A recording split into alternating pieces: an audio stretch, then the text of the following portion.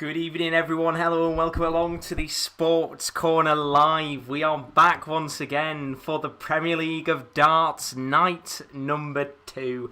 If you are new to the stream, as always, don't forget to leave a like and a subscription. If you are new, it's massively, massively appreciated. And a massive, massive thank you to everybody. We're 4 subscribers away from the 2K mark. It says on the stream we're at 2K. We're not there just yet, but it says 2K. Kind of excited about it, so thank you to everybody that has left a subscription. First of all, before we go into anything tonight, I just want to say, for those of you maybe jumping in for the first time and you're wondering, are we showing the games live in here tonight? We're not. The reason why is because of copyright, so we can't show the games. So I thought I'll give you a warning now, just in case those of you maybe popping in and wondering, are we showing the games? Unfortunately, we can't. This is going to be a live watch-along for it. But for those of you that are regulars in the building and you've been waiting for tonight's action, how are we all doing? This is it, night number 2. And I mean, you know, yesterday was fantastic. A really, really good day of darts in a night where only one person won out of a possible 10 plays in the competition, that being Nathan Aspinall, of course. We've got a brilliant, brilliant night of action to come. I mean, you can see the order of play, which we'll talk about in just a moment's time. But first of all, I think the best place to start is all the action that took place yesterday. It was Bank Holiday Monday. It was a very nice day overall. But the question was, for those of you that maybe missed it, here's a look at what happened. It was quite the barnstormer of a day yesterday. This was all the action from day 1. It was quite the experience for the first night in the Premier League of Darts, and if the fans were there, they would have certainly got their money's worth. Only 1 victory on the night and 4 draws, so night number 1 was quite the spectacle. First game, of course, was Nathan Aspinall up against Glen Durrant, the only victory of the night, in which Nathan Aspinall found himself averaging 97.62, as well as quite an exquisite 1-2-4 checkout. It will give Asp a little bit of confidence, but the defending Premier League champion has certainly got some work to do tonight. Up next on the evening was Rob Cross against Jose de Sousa, and although the special one had quite the interesting performance on his debut, it would be Rob Cross who would find himself in a battle, especially after going 6-4 down to Jose de Sousa. With both players averaging 96.53 for Rob Cross and 91.66 for de Sousa. It wasn't the most exquisite performance from either player, but credit to Rob Cross, 50% on his checkouts, that was 6 out of 12 on his doubles. He'll be hoping that he can have a much improved performance in the Premier League this season after being relegated on Judgment Night last year. The game of the night saw 2 of the most informed players in 2021 battling out against each other. It was Peter Wright up against Johnny Clayton, and this game certainly delivered in fine style. With Peter Wright on 100% on checkouts, that's 6 out of 6 on doubles, you would have expected the world number 3 to have taken all the points home quite comfortably. But the Ferret, who averaged 105.56 himself, just did not back down at all in this game, and eventually both players came out with a point on what was quite the performance. With both players getting over 120 on their checkouts, with an 138 checkout from Peter Wright and a 129 from Johnny Clayton, can either of these 2 players get a win on the board tonight in the Premier League of Darts? The reaction from James Wade at the end of his match against Gary Anderson was quite the meme that was going around online last night, but what a game it was for both players. Gary Anderson didn't really play as well as I think he would have expected to, but that 156 checkout at the very end of the match guaranteed him a point on the board in a brilliant game against the replacement for Gerwyn Price, James Wade. With both players averaging 98.13 and 98.14, it was quite the close match indeed, but Gary Anderson has some work to do on his checkouts if he wants to claim some more points tonight. The last game of the night saw 2 players who have played quite alright in recent games but just haven't been able to get results on the board. That was Michael van Gerwen against Dimitri van den Berg. And although this should have probably expected to have finished as a draw, I think a lot of people expected Michael van Gerwen to win this one. But the Belgian would not back down, both players averaging around about the 100 mark, 100.16 for Michael van Gerwen and a 99.52 average for Dimitri van den Berg. Certainly gave us quite the game, including an exquisite 164 checkout from Dimmy van den Berg. But with both players still not getting a victory on the board, will tonight be the night for not just these 2 players, but the other 8 in this competition as we enter night 2 of the Premier League of Darts. So that was a little look at the action that went on yesterday in the Premier League of Darts. It was quite an eventful day overall in terms of all the action that went on. Of course, only one winner, that was Nathan Aspinall. Are we going to get any more wins on the board today in what is no doubt one of the most competitive Premier Leagues in recent history? First game coming up in just a moment is going to be Gary Anderson against Jose de Sousa. We've got, of course, Johnny Clayton up against Glen Durrant. Dimitri van den Berg up against the only winner from yesterday, which was Nathan Aspinall. And then the pick of the bunch, Michael van Gerwen, coming up against Peter Wright. What a game that one's going to be. That comes up a little bit later on tonight. Apologies, got the hiccups for a moment. And then James Wade is coming up against Rob Cross. That's the last game of the night. The Machine up against the world number 5. Technically, that's world number 4 against the world number 5. Should be a good game, that one, at the end of the night. But first of all, we've got to look to this first match of the evening, which will be coming up in just a moment's time.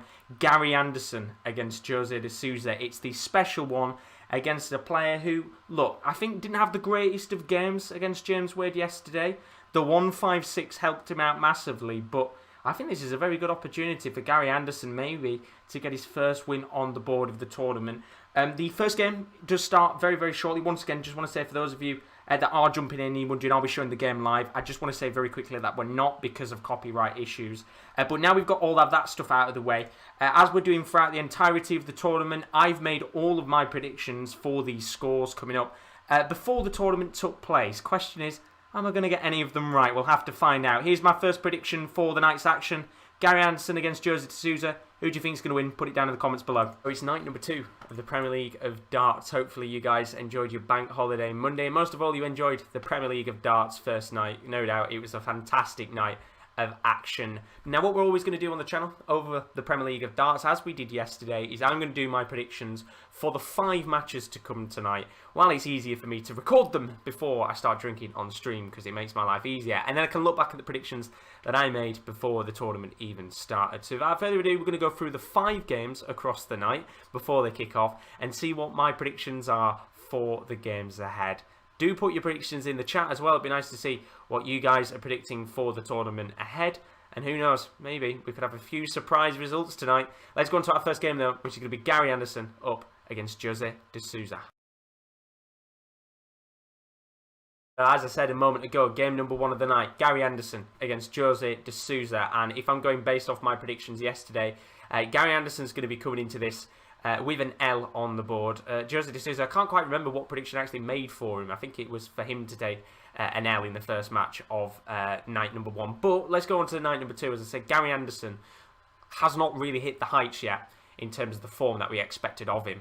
Should have probably been in the final of the Premier League last year. I think he really let himself down in the semi-finals at the end of the day. But this game against Jose de Sousa is going to be an interesting one. I think they've not really had many clashes against each other in the past. If any, to be honest. I can't actually remember the last time they played off against each other, but I think Gary Anderson will come out on top in this game. I think this will be the first real opportunity of the Premier League of Darts to really get some form going and show the rest of the pack, look, I'm not here just to make the numbers up, I am here to try and win it. And at the end of the day, if we can see Gary Anderson just get a little bit of that form that he's been talking about for the last few months, then maybe he might be up there with the rest of the pack at the end of the year. But as for now, it's only night number 2. Long way to go. I'm going to go Gary Anderson 7, Jose de Sousa 4. Let's hope that the Portuguese does not miscount at any point in this match.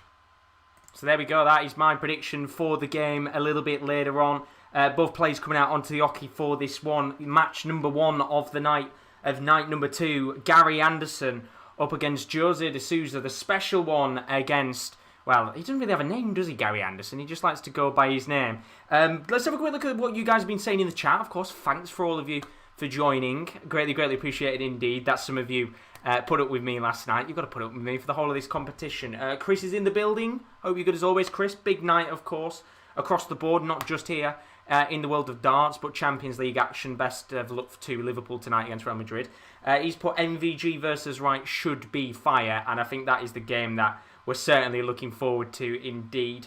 Shani's asked when the match will start. Just about to start now, my friend. And then Wasim as well has put top stream yesterday. 5 draws in my opinion. Thank you very much, Wasim. You absolute legend. Let's have 5 more draws. Why not? Let's have draw central in this competition. It'd be nice to have a lot of these players kind of sticking with each other for large parts of this tournament. So when we do get to Judgment Night, we're in a situation where maybe some 2, 3, 4, 5 players could be relegated, and it's a tight one overall. Daz has said, I think same refs as last night. Ref looks ill. Russ Bray is the referee for this one. It should be a good game, this one overall. Looking forward to it. As I said before, just to make sure for you guys, I know I keep saying it, and I apologise for the regulars who are probably sick of me saying this all the time, but for the case of those of you that are new, we're not showing the games in here because of copyright issues. I would recommend, if you want to watch it, if you're in the UK, it's available on Sky Sports, currently on the Action channel, and if you are outside of the UK, maybe you live in Ireland or abroad, of course, then it is also available on pdc.tv. You can buy yourself a match pass, which I think is worth £3, or you can buy yourself a week pass, which is about £5 or £6. So it's not too much for the coverage, really nice and cheap. In fact, you've got it more cheaper than the UK. I think I'm paying about 20-30 quid a week for it. So you're quite lucky in that respect. But apart from the money, there's a lot of money on the line in this competition as we get into night number 2 of Premier League action. And as I said, put your score predictions in the chat for this one. I think in my prediction I went for Gary Anderson to win this. I know, looking at the chat, Daz thinks, and welcome by the way Daz, hope you're good, he's put 7-4 to Gary Anderson tonight, which would be quite a good result because we started yesterday, it was a very, very enjoyable night overall. Lots of good quality matches with big finishes, but let's be real, I think all those players which did pick up a point want to pick up 2 points now. And ultimately get that first victory on the board. And I think for Gary Anderson, starting first on the night sometimes isn't really the best thing for him. I think he likes to be in the middle section where a few of the players have had a go first. But ultimately at the same time, I think Gary will also think, if I can get that win on the board, I don't have to really do anything for the rest of the night. I can sit back and relax. As for Jose de Sousa, came through that game yesterday against Rob Cross. Wasn't the greatest of results in the world, if I'm being honest with you. As Gary Anderson checks out a 1-1-2 to start off the night in fine fashion. And it's 1-0 to Gary Anderson on the night to kick off our first game of the evening. And I think it was quite a late one last night, wasn't it? We were doing about 10:30. So really, really late one indeed, because all the games pretty much went the length of the full length, but I don't think we'll have that tonight. I think it'll be a little bit shorter overall, which is more than fine, as Gary Anderson smacks in the first 180 of the night. Where's Russ Bray? There he is. Let's open a gin as well. And then Daz says he's found a website that's showing it. Yeah, I would advertise websites like that, but at the same time, I don't want to get myself in trouble. Bottoms up.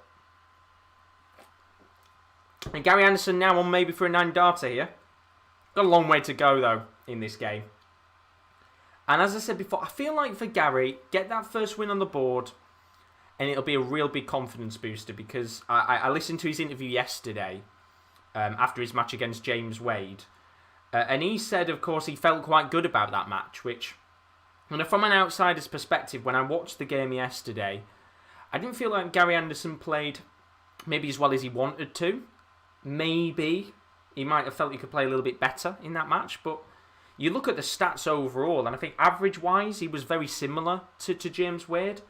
It was just the checkouts that were his big problem, and no doubt he'll have been practicing over the last day, practicing on those doubles, and he'll be hoping tonight that it can be a much better performance when it comes to the finishing side of stuff. But Jose de Sousa here, with a chance to make it 1-1. I will say as well, the bottom right-hand score with the scoreboard is a little bit ahead of my stream, as Jose de Sousa checks out for 1-1. So I do apologise about that. It might look like that's miles ahead of mine, and it is. I am watching on Sky, but it's about 30 seconds behind as Gary Anderson smacks in another 180 on the night. That's 2 now for the Scots. And he'll be hoping maybe he can go on and smack a few more in. But de Sousa says no, and he gets one on the board. That's 3 now on the night. And Jose de Sousa also maybe on for a 9-darter opportunity.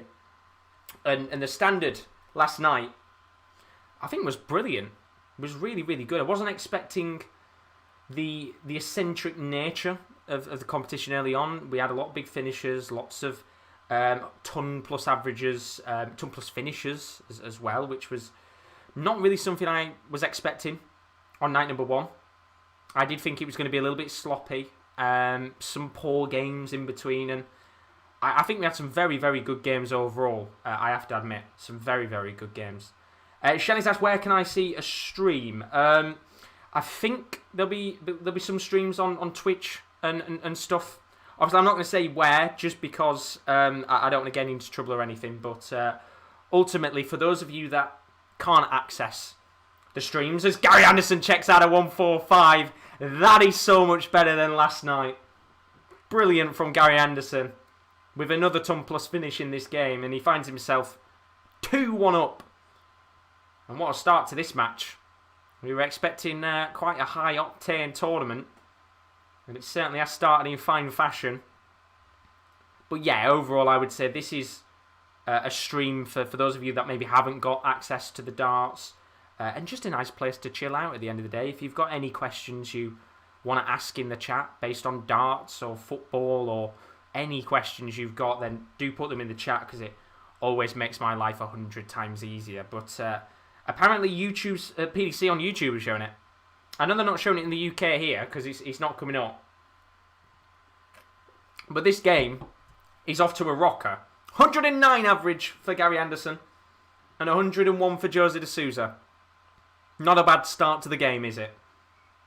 And I was saying yesterday when we watched de Sousa play, only 90, I think it was a 91.77 average against Rob Cross. It wasn't a great performance in my opinion, as Gary Anderson looks to smack in another 180, but doesn't. But he's certainly improved in this match so far. And he's got to stick with Gary, because the way that this game is going, Gary Anderson is looking quite hot on form tonight, as he's got a chance here to check out a 132. It would be another ton plus finish. Gets the treble 20, which means he'll now need another one for double 6. In fact, he'll change it up and go for 10, and I think he's miscounted. So a little bit of a blip there for Gary Anderson with the miscount. And he knows now, he's realised. I think he's miscounted, and a bit of confusion there. Let me just turn the sound on there. Apologies, give me 2 seconds here. Some background music for now. But Gary Anderson might be able to get away with it here. 42. 2 darts at tops, which he gets. And that is 3-1 now to Gary Anderson on the night. Very, very good start indeed. As Derek has put, you remind me of Sheldon Cooper. I'm not going to lie, I've had that a few times before. No, I don't mind it. I don't mind it. I used to get told I look like Sid the Sloth. I feel like it's the most generic one on the board, that, when somebody says you look like Sid the Sloth. I've had that quite a few times. It's not a nice one. But I'll take Sheldon Cooper. I don't mind Sheldon Cooper. He's smart, which is not definitely what I am. As de Sousa gets 100 here to start off. As I said before tonight, big night on the Sports Corner. Don't forget, Champions League action to come. We've got our stream for the Champions League in about half an hour's time. It should be, and I'm saying should because I've got no idea what's going on. It should be Rowan and Will covering tonight's matches. So if you're into the Champions League, you want to keep up to date with the scores, you want to see the reaction of the boys. Rowan, who's a big Dortmund fan, he's going to be on tonight with Will, who's a big Liverpool fan. They're covering both of the UCL games in about half an hour time. But if I'm being honest with you, I've got no idea what's going on because I've had no message on who's streaming tonight. So if that starts at 5:28, then I'll be quite gobsmacked if I'm honest with you. But that should be coming up a little bit later on tonight. But Jose de Sousa here just slipped off a little bit.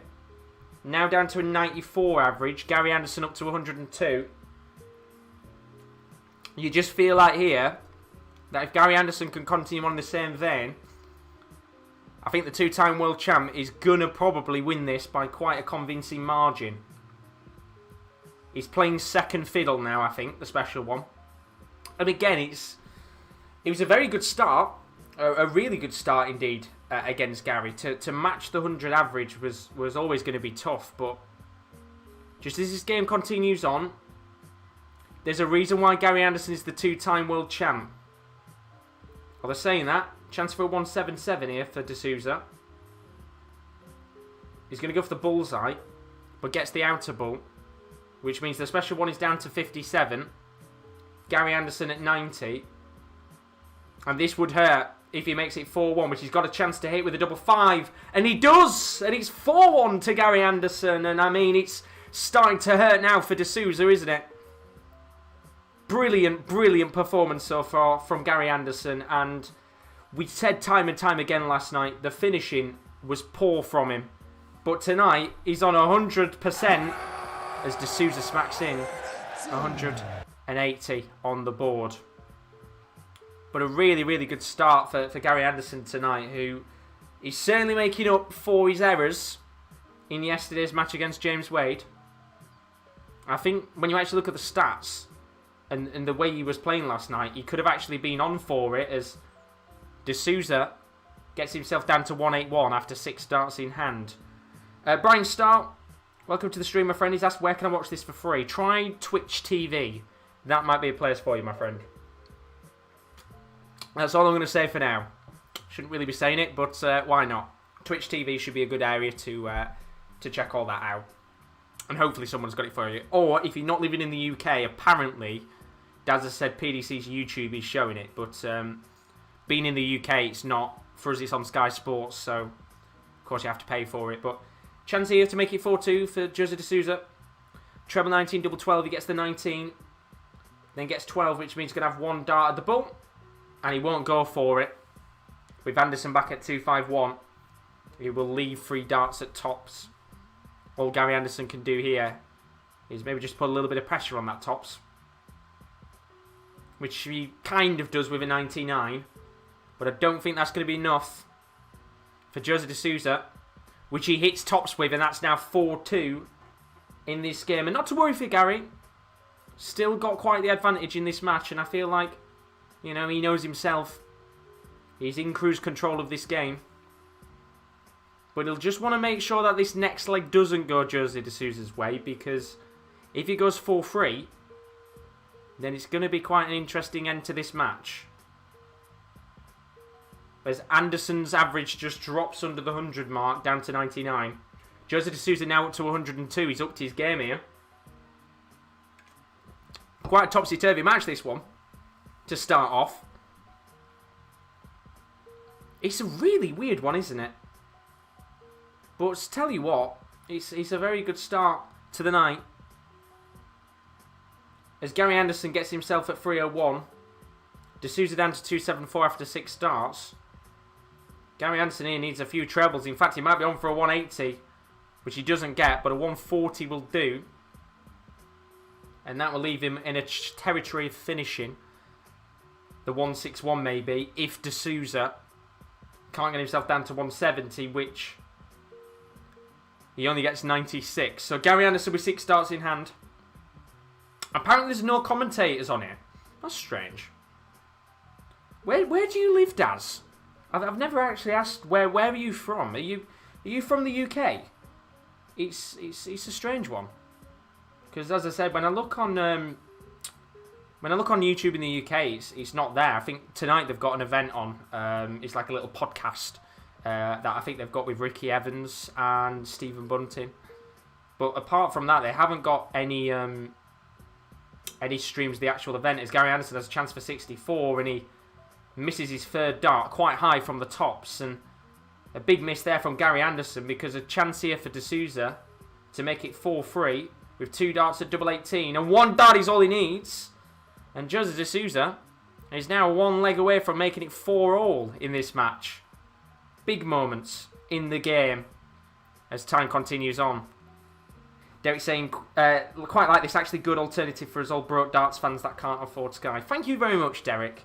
You get to sit back with Mr. Sheldon Cooper and watch the darts. It's very nice indeed. But no, jokes aside, that's always the thing with the watchalongs. I like to make them very different, as we have another 180 on the board. Says Jose Sousa this time. Might be on for a 9 darter maybe, but I like to make my watchalongs a little bit different to the rest. I guess, you know, you can sit there and you can watch the darts and just talk with the chat. But I like to commentate on it a little bit. For those of you, especially as you said, that can't watch the the action overall. Oh, Daz, you are from the UK. What did you search up to get it on, Daz? You'll have to tell me, because that's quite interesting if it's on YouTube. And he's also asked any bets tonight. Yes, I've got one bet on tonight. It's a football bet. I put both teams to score in both halves of both of the Champions League matches tonight. Not likely, if I'm being honest with you, but why not take a punt, I guess. That returns a couple £100 if that comes in, but it's never going to happen, is it? You're asking Dortmund to score, at least 2 goals against Man City, which is going to be quite tricky for them. But I'll probably have the UCL on a little bit later on tonight in the background. Keep my eye out on both of the games, because it's a big night, isn't it, in football. But chancey for Jose de Sousa to make it 4-4. He's down to 32. Gary Anderson, though, rattles in a 180, which will put himself down to, I think he's down to 81 now. Sorry, 61, but de Sousa here, with 3 darts at 32, hits the 16, and then hits the double 8, and it's 4-all in this game now. And Gary Anderson, who probably about 5 minutes ago was in real cruise control of this game, now finds himself in a real dire position. It's a completely different game. I'd like to see the averages. I'm going to check them very quickly. Gary Anderson averaging 102 point... No, he's not, sorry. Jose de Sousa is averaging 102.36. And Gary Anderson's averaging 97.14. So the averages have completely changed in this game. And I'm just looking at the leg-by-leg average. It's really changed. You can see there was a little blip in the system for Jose de Sousa where he's averaging around about the 80-90 mark. But legs 6, 7 and 8, he's not averaged under 107, Jose de Sousa. As for Gary Anderson, still averaging around about the 100 in the last 3 legs. But his overall average is down towards 97 as he rattles in another 180. And this is a real corker of a match, isn't it? 7 180s on the board now, on the night, in this game. Which, by the way, I am going to incorporate 180s into a little Super 6 idea I've got when the Premier League of Darts comes back. So when we come back from the 10-day break, we'll have a little special tournament as another 180 goes in for Gary Anderson. And he's down to 40. The 8th 180 now of this match. And there might be a 9th here for Jose de Sousa. A 140 instead. So Gary Anderson tops to make it 5-4. First dart, good marker. Second dart hits the 20. And the third dart hits the 10. So unless Jose de Sousa can check out the 142 here, Gary Anderson probably still in a good position to make this 5-4. And he's still got a chance here, Jose de Sousa, but he doesn't get there in the end. So Gary will be coming back at 5-5. With 3 darts in hand, he's got to take this out. Because Jose de Sousa will have at least 2 darts and tops, and he won't anyway because Gary Anderson does check out the 10. 5-4 now. And a big opportunity maybe here for Gary Anderson to find himself 1 leg away from a point on the board. Remember, if you are new to the Premier League and you've maybe not watched this competition before, if you get to 6 legs, you are guaranteed a point. If you make it to 7 legs, you are guaranteed 2 points for the win. So it's a little bit different to the footballing world. You get 3 points in football, you get 2 in darts. Bit harsh in my opinion, but 1 more leg away, Gary Anderson. But will Jose de Sousa make it 5-all? That'll make it interesting in this topsy-turvy, bonkers game. So Jose de Sousa is what I want to say. He gets a 140 to leave himself at 302. He's also got the break of throw de Sousa. And then David says, nobody on Twitch, one other on here. Enjoy your show better. Thanks for doing this. You are very welcome, my friend David. Hopefully you are enjoying it so far. As I said, I'm not the greatest when it comes to darts. I think there's probably a lot more experienced people out there when it comes to the world of darts. But for me, I've always enjoyed watching it. But I always feel like there's a bit of a market in the world of darts that's been missing in terms of watch-alongs and commentary stuff. And I'm surprised that there's not more people doing watch-alongs in the world of darts. It's quite crazy, isn't it? I'm pretty sure it'll be Clash of the Tungsten, maybe, who's live. I know he's quite a good streamer, but chance here for a 1-3-4 finish for Gary. Needed tops and tops, and he missed with his first dart, so a chance for Sousa to come back here with an 86 finish on 5-5. Gets 18. Gets treble 18. One dart at double 7. Oh, he gets it. It's 5-all. And that is a massive moment for Jose de Sousa.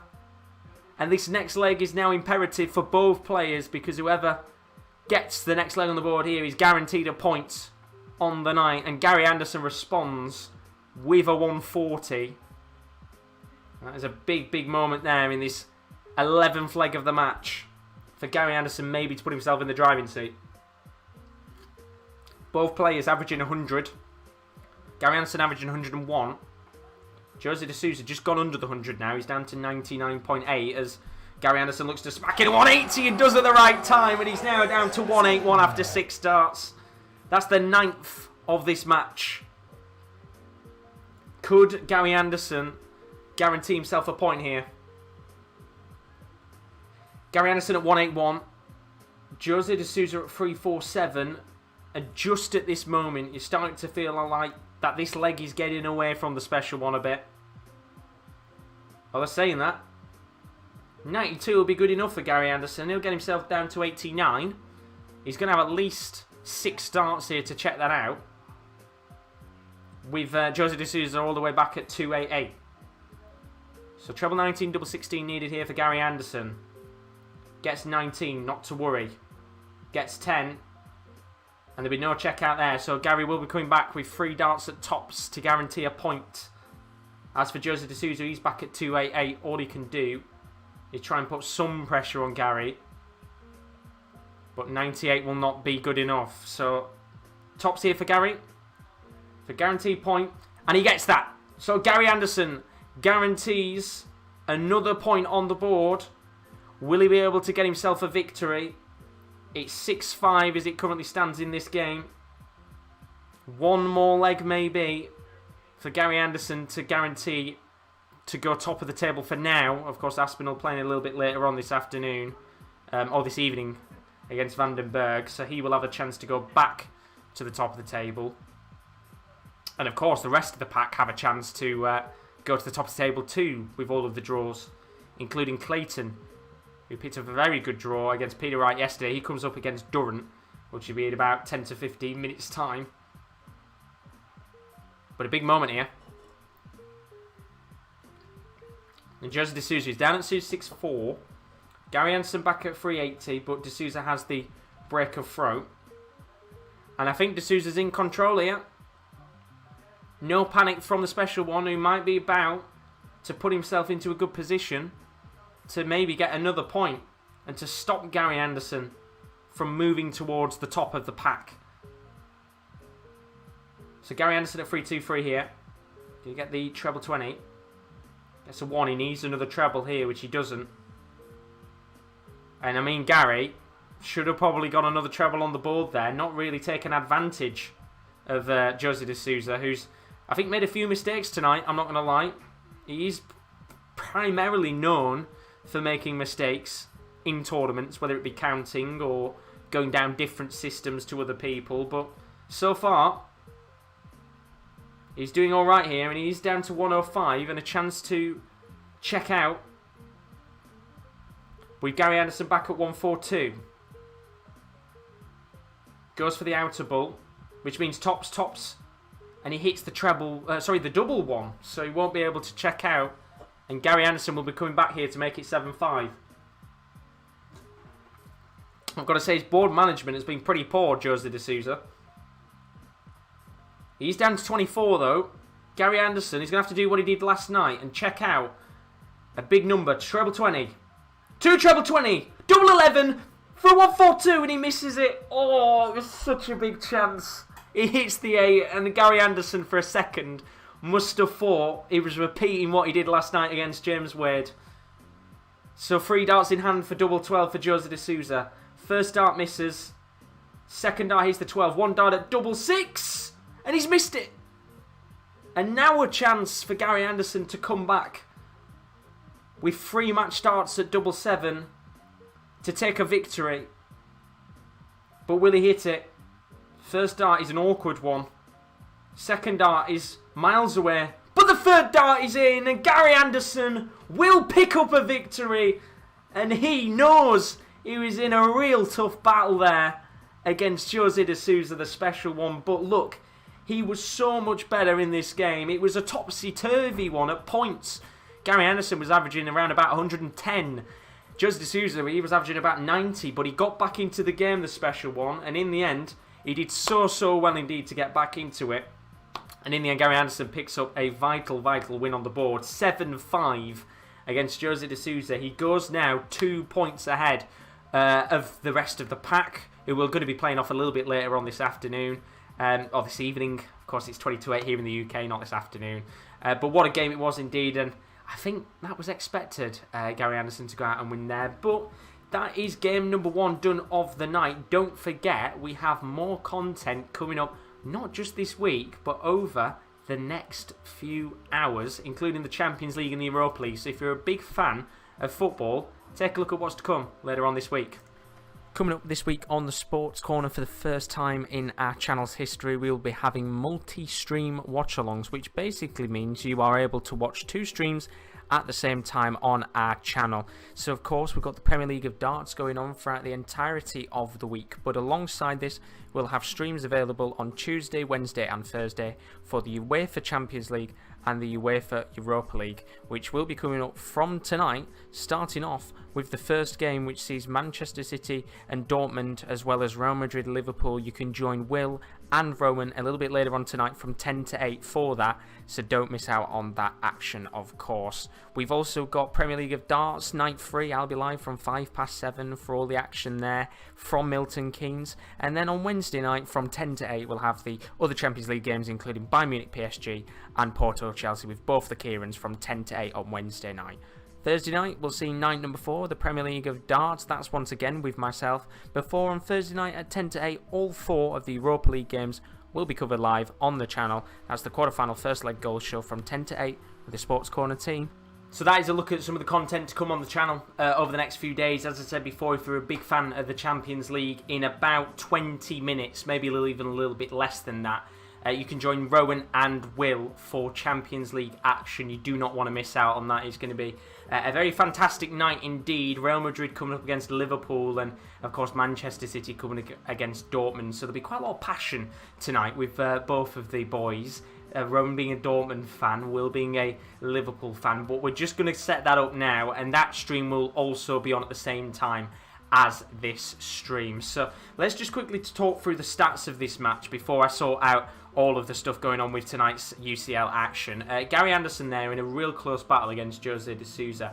9 180s in that match. 6 for Gary Anderson, 3 for Jose de Sousa. In terms of the finishing, I think this was one of the most important aspects of Gary Anderson's game that had to improve from the previous match against James Wade. I think it was around about the 30% mark on his doubles, which just wasn't going to be good enough to continue on at a really good pace against some of these players. But he certainly improved on that tonight. 50% on his doubles, Gary Anderson. That's 7 out of 14. A really good performance. As for Jose de Sousa, 55.56% on his doubles. That's 5 out of 9. So he was better overall in terms of his checkouts. But I think the problem was for Jose de Sousa, and it's a problem for me that is going to cost him, and the reason why I don't think he's going to win this tournament or get anywhere near it, is his board management at times is awful. I think he has got very bad man management when it comes to the board. Too many mistakes compared to with the big darts players. I think the problem is when you become notoriously known for making mistakes, it becomes a real issue in your game. And time again, he didn't miscount tonight, which is always a positive, I think, for Jose de Sousa to not miscount. But my problem is sometimes his board management when it comes to choosing what doubles to go for is so poor that I love watching Jose de Sousa play. I think he's a great player, really enjoyable to watch. Over the last year, his game has improved massively, hence why he deserves to be here. But if he wants to be with the very best in the world, he has to sort out that board management, because overall for me, it just isn't good enough at times, and that's why players like Gary Anderson can just go on and ultimately win these games in quite... It wasn't comfortable fashion, and it wasn't convincing. Let's be honest, we could have been coming out of this game with a 6-6 draw had Jose de Sousa not checked out, but I think Gary Anderson tonight will know he played better at points. He had little blips in the game, but I mean, he's a quality player, Gary Anderson, and well deserved in the end to come out with a 7-5 victory. Now looking at the chat, how are we doing tonight? Tubbs, welcome to the streams, but greetings my Filipino brethren. Hope you're all good, and welcome to the stream as always. And then he's put Birmingham playing right now, our Filipino brethren playing goalkeeper. We love to see it, of course, with Etheridge in goal tonight. But let's move on to the next game of the evening now. We've got some big games coming up over the night. Our next match, which will be in about, I'd say less than 5 minutes' time, is going to be Clayton up against Glen Durrant. But there's also a few more games tonight, including a certain match that will be catching everybody's eye. Dimitri van den Berg up against Nathan Aspinall, the only winner of yesterday's action, will find himself up against what was a great performance, wasn't it, from Dimi van den Berg last night against Michael van Gerwen. And then, of course, right after that match, it is the game I think everybody has been waiting for. Michael van Gerwen against Peter Wright. These two have been talking the talk. Now they've got to walk the walk. That's game number 4. Before the end of the night, it's the world number 4, James Wade against the world number 5, Rob Cross. That should be quite an eventful game. James Wade, of course, coming in for Gerwyn Price, who had contracted COVID, sadly, and he's out of the tournament for now. So with that game coming up in a moment, let's just quickly talk about Johnny Clayton against Glen Durrant. Johnny Clayton yesterday coming up against Peter Wright in what was the game of the tournament so far, which isn't hard. We've only had about 6 games, if we're being honest with you, but it was a great match to watch. It had everything in it. High checkouts, ton plus averages. It was a real back and forth match where Peter Wright had 100% on his checkouts, but somehow Clayton, he just kept himself in the game. And I would be very surprised tonight if Clayton doesn't win. Now, I'm not going to lie, as I've always said, I make my predictions for this tournament before it started for this specific week. So you will see my prediction, what I made before the tournament begun, in a moment. But if I sit here now and I'm to predict this game, I think Clayton should win this, because we saw Glen Durrant yesterday. He just doesn't seem the same, and I feel like COVID's had a big effect. And I would love and I hope to see Glen Durrant get back to his best. But right now, he just doesn't seem to be playing anywhere near the same standard as of what we've seen of him before in this tournament. And what we've seen of him in the past, let's not just include the Premier League of Darts. He's a great player to watch. He's a world champion, let's not forget. But he's going to have some work to do, I think. And that game will be coming up in a moment's time. But as I said before, as I've done throughout the whole of the tournament so far, and what we will be doing over the week, is before each game starts, I've made my predictions ahead of the tournament for who I think is going to win each match. Now, I'm not going to lie, I think my first prediction on the night was spot on with Anderson de Sousa. Am I going to be spot on with my next prediction? It is Johnny Clayton against Glen Durrant. This was the prediction that I made for that game. Am I going to be right? Tell me your predictions in the chat below. I'm probably at the stage where I've got no predictions right so far in this competition. So I'm really interested to see if I can get this next prediction correct. It's now game number 2 of the night, night number 2. It's Johnny Clayton up against Glen Durrant. This one for me is a real interesting game. I think Glen Durrant will not be a favourite to win this competition. I said it on night 1. I think the bookies, he will put him quite low down in the odds to win this tournament. And I understand why. Form-wise, he's not been too good. When you look at these two players on form, Glen Durrant, terribly out of form. Johnny Clayton, one of the most informed players in the competition, at the very least, on how he's performed in the last couple of months. I've gone for 7-5 to Johnny Clayton in this game, although it wouldn't surprise me if this ended 6-6. Now, the reason why I'm thinking that this is going to be quite a long match and we're going to maybe go all the way, is I think Glen Durrant has got to make the most of these types of games. These are the matches where ultimately, at the end of the day, he needs to pick up the points, because when he comes up against the likes of Gerwyn Price and Peter Wright, he knows he's going to be up against it. When he's up against Johnny Clayton, he has to go for it, and I think he's got to attack this match in quite some vein. That's why I think he'll get a lot of legs on the board, but ultimately, for me in the end, if I'm going form-wise, I'm sticking with Johnny Clayton. 7-5 on the night. Am I going to be wrong, though? Put your predictions in the chat for this game. Should be quite the interesting one. And that is my prediction for Johnny Clayton against Glen Durrant. It's match number 2 of night 2. The Ferret is up against Sousa. Who do you think is going to win that game? Do tell us in the chat. Are you backing Team Clayton or are you backing Team Durrant? Let's actually, for a moment, just take a step back from the darts. I've just noticed a very big thank you to everybody. We've just hit 2,000 subscribers. So thank you to every single one of you that have left a subscription. It is really, really appreciated. And as I always like to say, if you are new and you have enjoyed these watch-alongs, we are doing it throughout the entirety of the Premier League tournament. So, you know, if you can't access the darts and you want to sit back, relax and hear everything that's going on, then do stick around on here, because we're covering the whole of the Premier League of darts with me. So if you don't get bored of me, then I'm here for the entirety of it altogether. But as I said, once again, massive thank you to everybody that has subscribed. The fact you've got us up to 2k subs is unbelievable. So thank you to you all. You're all absolute legends, every single one of you. And if you haven't subbed, then please do. We're pushing towards 3k subs now on the channel, which is great indeed. And I always forget to say as well, if you want to check us out on social media and you want to know when we go live, these are our social media links. Our Twitter is @the_top_corner, and our Instagram is _sportscorner_. Do go and follow those pages, because they're your best bets to know when we go live on YouTube. And also, we have a website, thesports-corner.com. If you want to keep up to date with all the latest in the world of sports, then do go there. We are putting up articles as much as we possibly can. That website has gone a little bit quiet right now, but we are getting a lot more content up in the near future. So once again, massive thank you to all of you for getting us to 2k subs.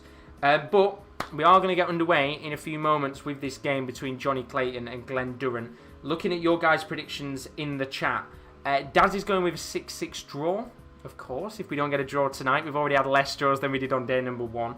And then Lewis Jenkins, hope you're good, my friend. He's put Clayton to win 7-3. And I'm not going to lie, although I made my prediction before the tournament started, as I said before, I personally think tonight we are going to probably see something like Lewis Jenkins has said. I think he could win it 7-3, 7-3, 7-4 maybe. I think 7-2 would be a little bit harsh on Glen Durrant, but you just don't know. Is he going to turn up tonight, Glenn, or is it going to be another one where he just flops? Because when we look at the actual odds to win, I am going to do this every single day, the odds have changed massively. Now, when we look at this odds to win section, Michael van Gerwen is still at the odds of 13-8. Of course, they shot up massively when Gerwyn Price was announced to be out of the tournament. Gerwyn Price being the favourite, of course, to go on and win it.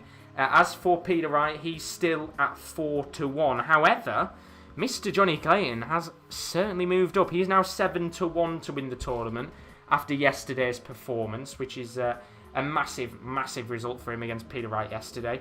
Dimitri Vandenberg, he's at 10-1. His odds raised very slightly.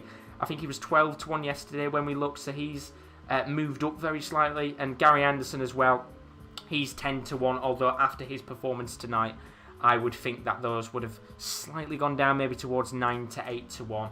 And then the final rest of the pack, James Wade at 12-1, he stayed at the same odds as he did yesterday.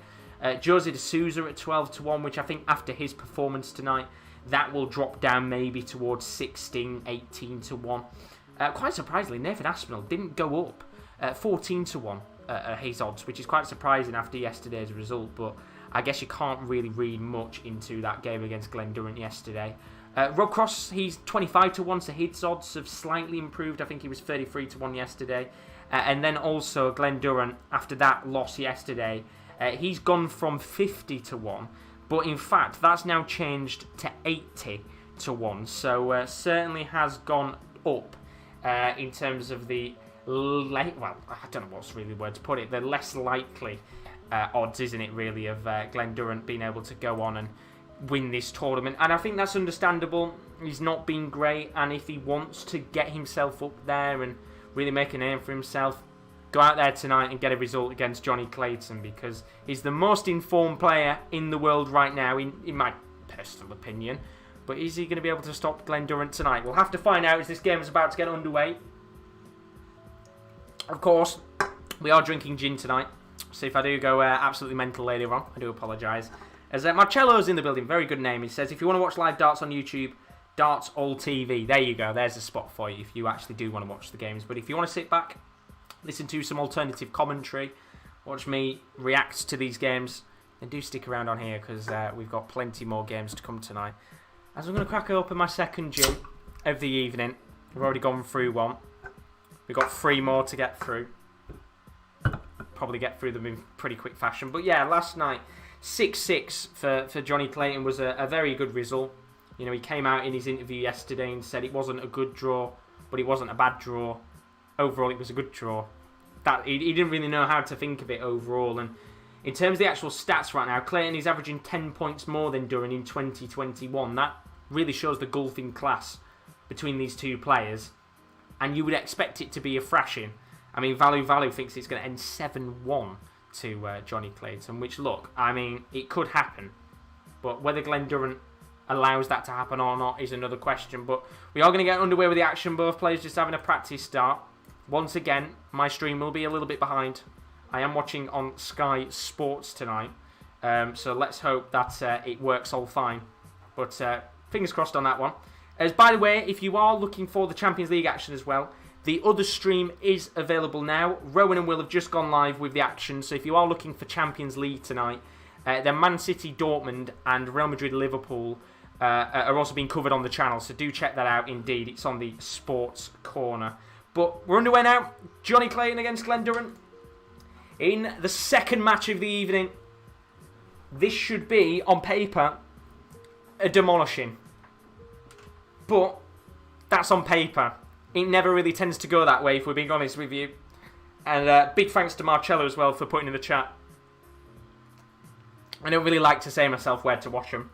I don't want to get myself into trouble, but then again, I'm the creator of this channel. I'm the boss, I guess. So I can do what I want, really, but I guess I can't say too much, can I? But yeah, I'm going to go 7-3. I'm going to go with Lewis's prediction in the chat and say that I think Clayton should probably average around about the 100 mark. I would assume he'll probably be quite high on his percentage of checkouts. As for Glen Durrant, only an 88 average yesterday. Not really been himself, has he, in this tournament? And I think it was Chris who said in the chat, he was thinking in his head that Glen Durrant could be the first Premier League champion to be relegated from the tournament. And as I've said multiple times before, and I'll keep saying it, you know, when we do get to Friday, when we've got that 10-day break, we could be in a position for someone like Glen Durrant where the rest of the pack are starting to push away from him if he doesn't get wins soon. So he desperately needs to get something on the board, as Johnny Clayton's down to 141 here. Glen Durrant at 149, which he's going to have a chance to check out. And Tubbser says, I want to watch both the UCL and the darts. Well, this is my problem. I want to watch the UCL as well, but I want to have the chat up and see what you guys are saying. So, for the sake of making sure the stream doesn't lag, I'm going to have to sacrifice watching the Champions League tonight. So, do give me updates in the chat with the scores. If it does get a little bit exciting, I will turn the chat off. I'll get the chat up on my laptop. And then I'll have the UCL on as well, and we'll keep up to date with both. But Johnny Clayton here with chance to check out on 59, which he does. 19 and tops. And the Ferry takes a 1-0 lead. And Johnny Clayton, who will certainly be going up in the odds, I think, if he wins tonight. Even if he's against Glen Durrant. He's certainly finding himself as one of the favourites to go far in this competition. And I'm all for it. Of course, Glen Durrant last year being a debutant to the competition and winning it. Could Johnny Clayton do the same?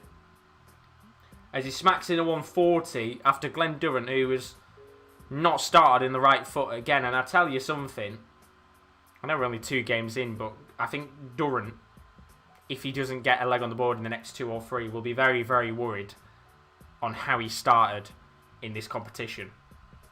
It's been pretty poor, to put it lightly.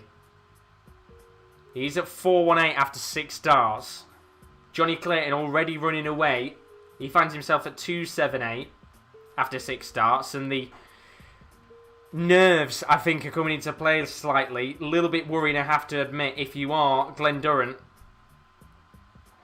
as he only gets 55. And again, it's strange, isn't it?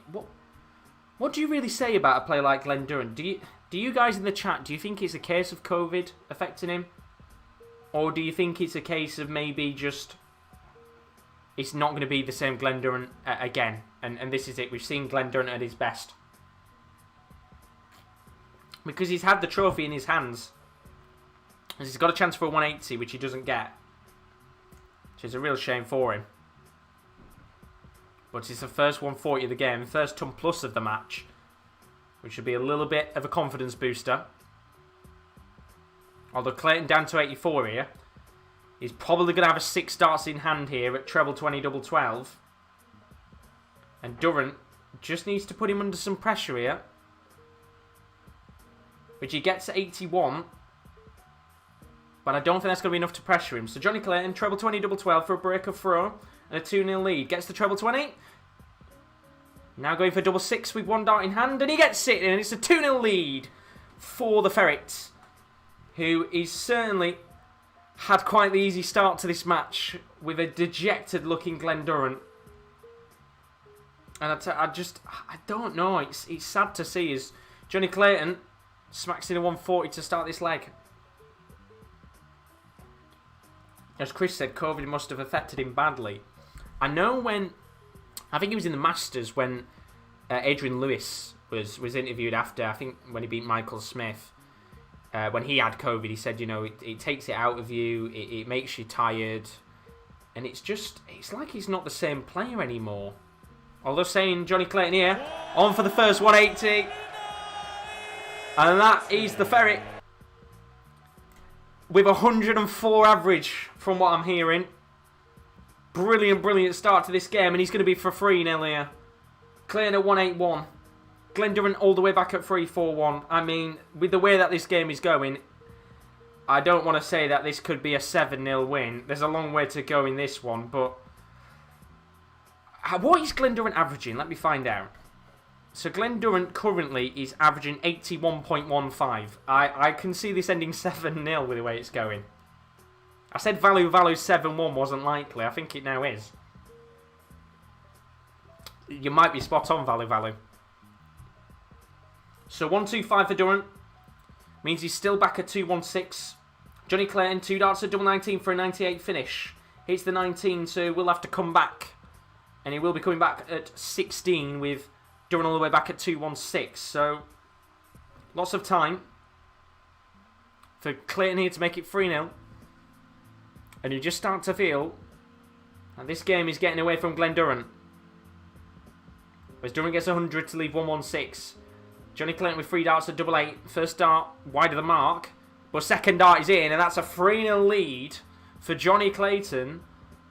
And Glen Durrant just cannot seem to be able to get anything going in this game. It's been a real struggle so far. And it has been throughout this tournament. I don't think he's averaged over 85 in this tournament. It's not been good at all. And it feels like one of those games where to be honest, we're just waiting for the next match. Because Johnny Clayton here smacks in another 180. That's 2 now for the Ferrets. And he might be on for a 9-darter. And with the way that this game is going, he might be all for it. He wants this game done fairly quickly, and you can't blame him. Of course, Glen Durrant, not really giving him much of a test in this game. So Johnny Clayton here, 3-2-1. 180 after 3 darts. He's not going to have a 9-darter now. But in the end, he's on course here to maybe take another leg on the board as Winvow's put 2 streams. Yeah, we are trying it tonight. For the first time on the channel. We have got multi-stream going, which is something I would say not exclusive to the channel. I feel like it's just a little bit of a privilege to have 2 streams going on at the same time. It's a test to see how it goes, to how you guys respond. So if you are looking for the Champions League, and I will be saying it throughout the entirety of the night, there is another stream going on the Sports Corner. Ronan will covering the 2 matches tonight. That is Manchester City, Dortmund, and Real Madrid, Liverpool. So if you're looking for football, go on the channel and click on the football stream. And as I said, if you're here for the darts, then you're in quite good company tonight, because we're drinking. We're on to our 2nd can of gin tonight. We'll be on to our 3rd soon. And I'm feeling good. As Clayton smacks in a 96 finish. It's 4-0 now, and all Glen Durrant will be thinking is, can I get off the stage, please? This has been an absolutely awful start to the night for him. Really not good at all, you have to admit. And you can see from his reaction, he must be pondering right now. Struggling big time. As Clayton gets 124 to start off this 5th leg, and I can't believe he's going to 7-0, isn't it? Oh, I feel so bad for Durrant. I feel so bad for him. He's still only averaging 81.32. Johnny Clayton averaging 106.9 as it stands. It's just not going Durrant's way. And he will be on 0 points after 2 matches. We're only about 2-3 legs away from this finishing. And as I said, I'd be interested to hear in an interview what's going through Durrant's head. Although he's got a chance here for the first 180 of the night. Durrant gets a 140. So 140 on the board here. Much more competitive like this one. Although saying that, might be a chance for 180 here from Durrant. Sorry, Clayton. But he's down to 194 now. Clayton 194, Durrant 302. Clayton with the break of throw. Durrant just struggling a little bit. And you would expect here, again, for Johnny Clayton to have 6 darts in hand, depending on what he gets. Of course, he's at 194. Needs more than 24, and he'll be on for a checkout, as Clayton's still averaging around about the 105 mark, and he does get 100 to leave 94. So 6 darts in hand here at 94, you'd assume. Unless Durrant can get himself maybe a 180. Or 100 plus, basically, which he should get here. It does. So treble 18, double 20 required for Johnny Clayton for a 5-0 lead. Gets the treble 18. 2 darts at tops. Hits 20. 1 dart at double 10. And he doesn't get it. But he does hit the 10. So double 5 required for for Johnny Clayton. 110 required for Glen Durrant. He's going to have to take this out. Which he needs a confidence booster. And he's not going to get it as he hits treble 4. And, I mean, you can see his reaction. He knows he's not in a good position right now. And it's just one of those games where on the inside, Johnny Clayton is probably thinking, can I make it 7-0 on the night? As he hits the double 5, and it's now 5-0 in this game. And you're surely starting to feel now like this is going to end in a whitewash. I can't remember the last time we had a Premier League whitewash. If anybody knows in the chat, do tell me. I'd assume we've had one not too long ago. I guess it'd be a little bit more likely in the Premier League. But Glen Durrant here, starting off the next Premier League campaign as defending champion in awful, awful fashion. As he still only averages around about the 86 mark.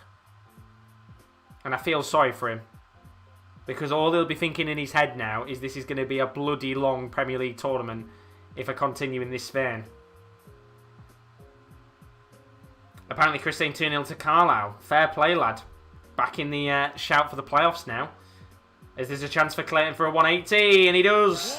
Third dart right into the top left-hand bed of the treble 20. And Johnny Clayton on course here for a 6-0 lead against Glen Durrant on the night. Running riot, the ferret.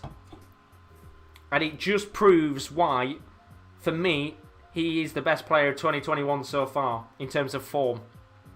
We looked at the form table, which we'll take a look at again actually after this match, ahead of the Dimmy van den Berg match. But my lord, the form he's been in right now is incredible. Ladbrokes Masters winner. Made a few finals in the PDC Super Series. In fact, I think on one of the weekends he made 2 out of the 3 finals, which is crazy when you think about it. And then Judah, which I think is a very, very good comment, has put all credit to the Ferret. It's hard to play well against someone playing so poorly. And that is a very, very true comment. I think sometimes it can be a case of when someone's playing poor, it can be easy to get into a position where you think it's going to be easy to beat them. And you can kind of relax yourself a little bit. But as you said, Judah, I agree with you. You know, the fact that he's been able to get himself into quite a comfortable position as Durrant does get a leg on the board. It's 5-1 now. 52 checkout on the 8-8. And at least there'll be no whitewash now for Durrant. Clayton, though, one leg away from guaranteeing himself a point. Although saying that, I think he'd be quite happy to take the 2-point zone with the way that this game has panned out. But, of course, Durrant's got to take pretty much every leg now, hasn't he, really? And on an 87 average, it's just not good enough. In fact, I'm just hearing now, he got an 88 average last night. He's currently averaging 88 now. So you can see that the average is just nowhere near good enough, is it, for the Premier League? Everybody is averaging 90 plus at the very minimum. You know, today we've not had an average under, I think, 99 so far, apart from Glen Durrant. And I know we've only had 4 players on the hockey so far, but when you look at the rest of the pack tonight, I think Vandenberg, Van Gerwen, Wade, you'd all expect them to average well above 95 to 100. Which is exactly what Clayton's doing right now. He's averaging 104.23. He's down to 201 here, but Durrant just giving him a decent leg here. Needs to get a few trebles on the board, which he does with his last start with a treble 18. And he's going the right way here, Clayton, for a 6-1 lead. As he might have a chance here to go for 180. He'll go for the treble 19 and gets it. So 177 will leave Clayton on 24. Glen Durrant at 187. And you'd expect here for Clayton to make it 6-1 in the match. And look, it's not the most amazing game to watch, is it, this one? I think a lot of people will probably be looking to maybe switch over to the Champions League for 5 or 10 minutes and come back, as Clayton has a chance here to make it double 12. Now double 6, which he gets, and it's 6-1. And that is a point guaranteed for Johnny Clayton. Now all he's got to do is win one more leg in this match. And he'll be guaranteed 2 points on the board. And he will go top of the table. Which isn't going to mean much, with it only being night 2. But 3 points will certainly be good enough at this early stage of the competition. As for Glen Durrant, well, the only positive you can take is you wasn't beaten in a whitewash. At least you got one leg on the board. But this is going to be a long tournament for Dozer. And will probably go down maybe as one of the worst for a champion of the previous season. And he's just, you know, he's shaking his head. Every dart doesn't seem to be going the way that he wants it to. And I hope Dozer gets back to his best. It's not what you want to see, is it? As Johnny Clayton just steamrolls on here. He is finding himself right now at 3-4-4. Durrant at 3-4-1.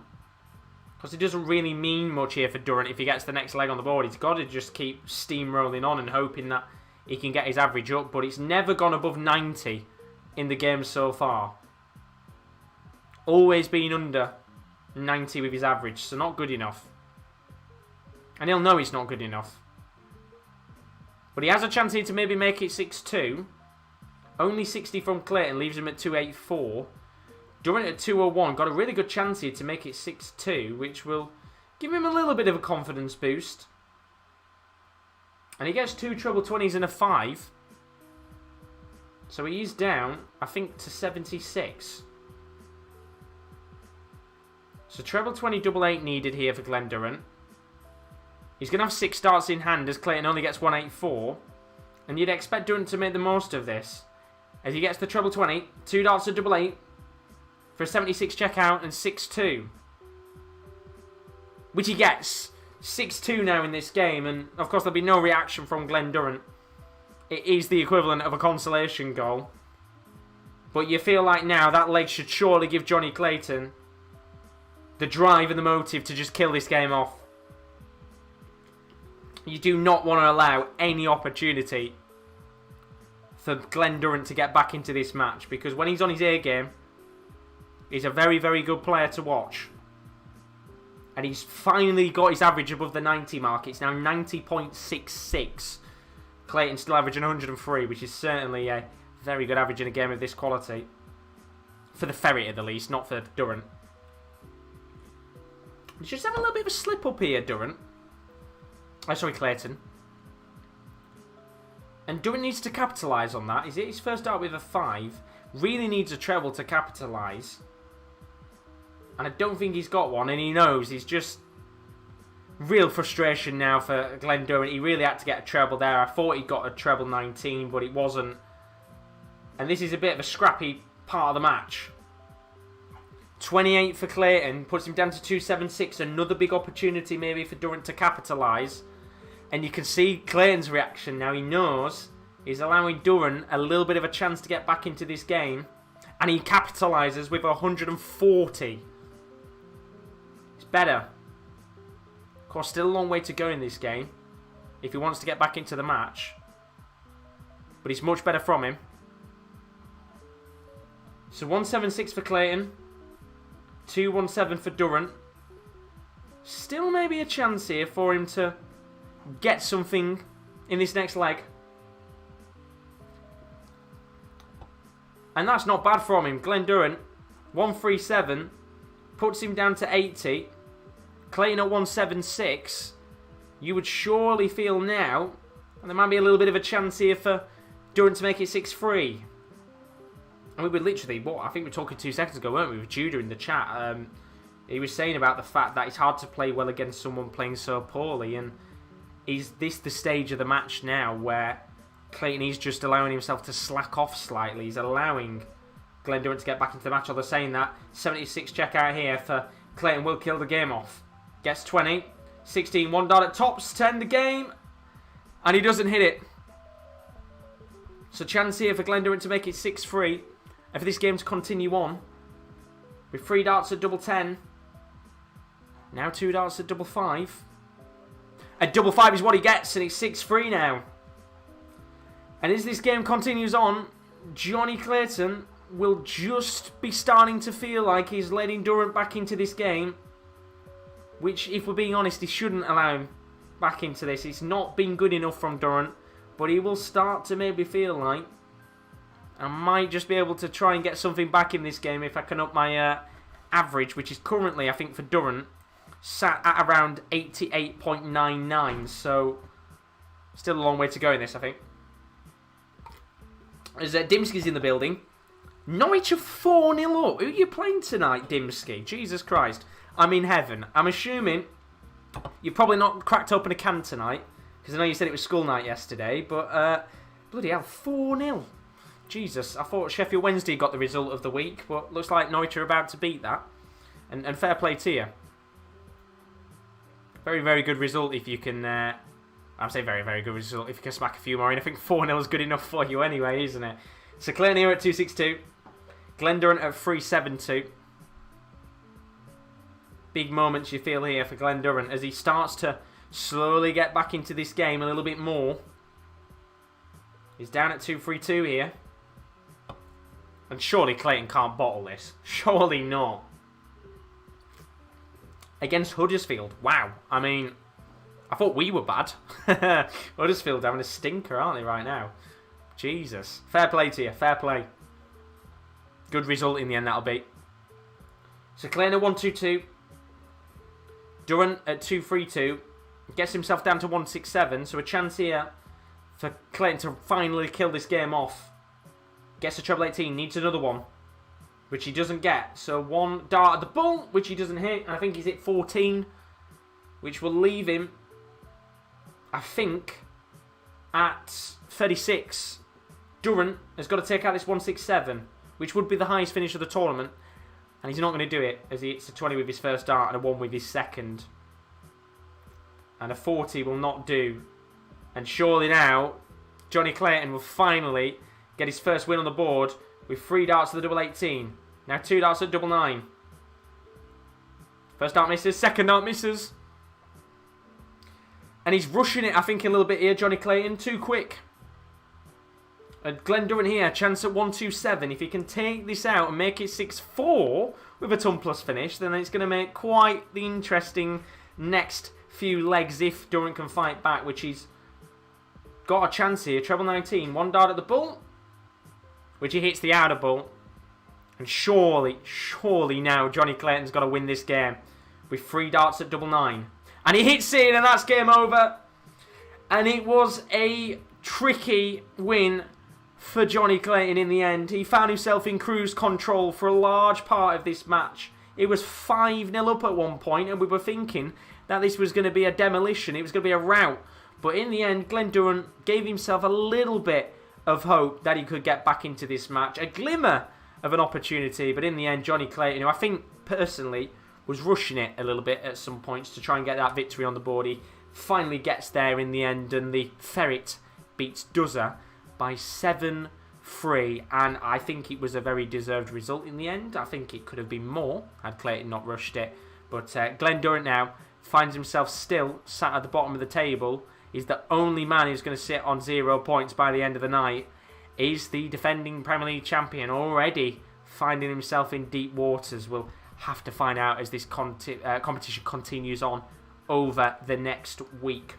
Don't forget tonight, as I said, it's a massive night for the Sports Corner for the first time in our channel's history. We're doing multi-streams, which basically means, for those of you that are wondering what's multi-stream, we've got 2 streams going on tonight.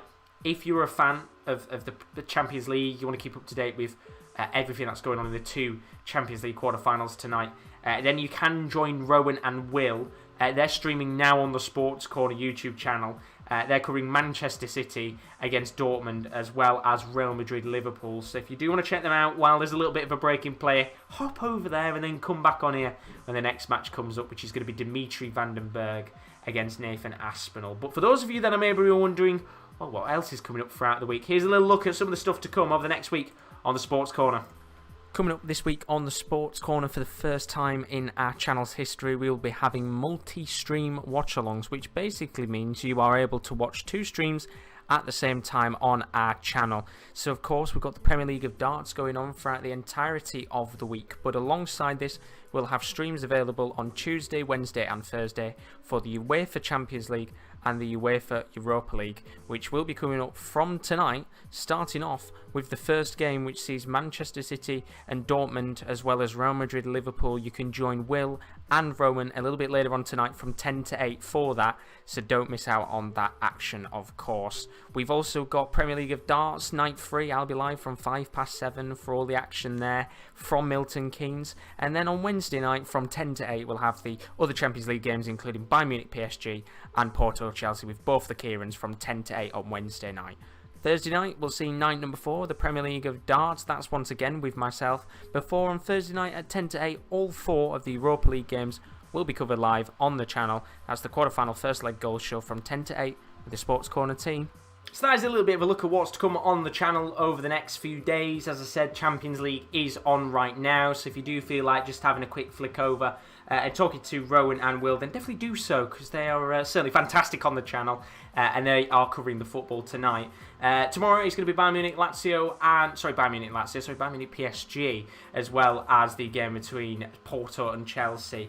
Apparently it's 0-0 in both Champions League matches, so it sounds like I'm not really missing out on much, but do keep me up to date with the scores. If you're a big football fan, I can't watch them tonight because of course I'm covering the Premier League of Darts now, so do keep me up to date with the scores of the matches in the Champions League tonight. Should be quite interesting to see how they both go down. But let's go back to the Premier League of Darts, the better competition in the world of sports right now, because we just saw Johnny Clayton with a 7-3 win over Glen Durrant. And look, if you're Glen Durrant, you have to start worrying now. You know, I sat down before and we said at the beginning of this tournament yesterday, for the players in this tournament specifically, if you can get a good run of form going over the next 3-4 nights, and we can get to Friday, and, you know, let's say for Clayton, for example, he's on 3 points already.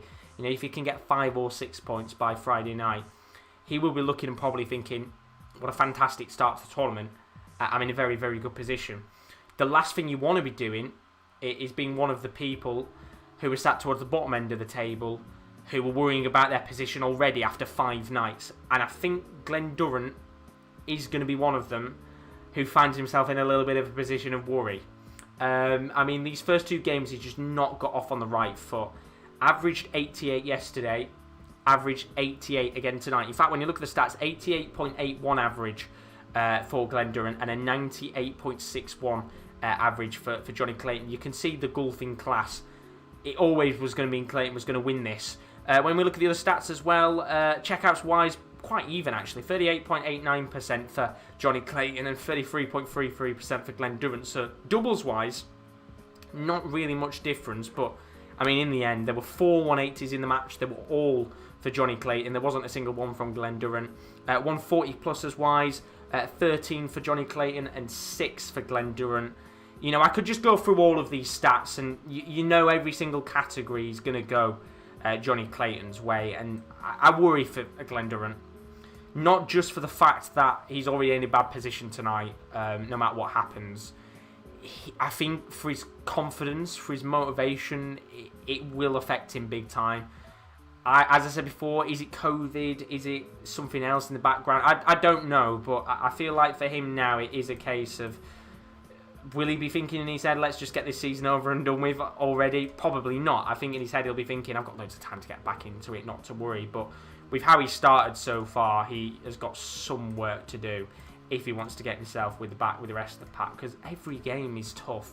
There's not one easy opponent on the board here, and I think probably a lot of people in this tournament will be looking at Durrant or Cross as the easiest players to play in the competition, but still loads of time for Durrant to get back into it, and good win overall for Johnny Clayton tonight, who, look, I said before, for me, is the most informed player of 2021 by a country mile. And he's showing it, the Ferret, turning up in fine style. But let's move on for our second game tonight. We're already halfway through. We're only an hour and 20 into the stream, because we've got Dimitri Vandenberg coming up against Nathan Aspinall next. That is going to be quite an interesting game to watch indeed. But apparently I've been told in the chat by Dimsky, he's cracked open another Corona. Cheers, there you go, Dimsky. We love to see it. And it's Manchester City 1, Dortmund 0. Kevin De Bruyne with a goal. I'm not going to lie, I think there's a lot of people tonight expecting Manchester City to probably trounce them, which could happen. But let's go back to this game. Dimitri Vandenberg against Nathan Aspinall.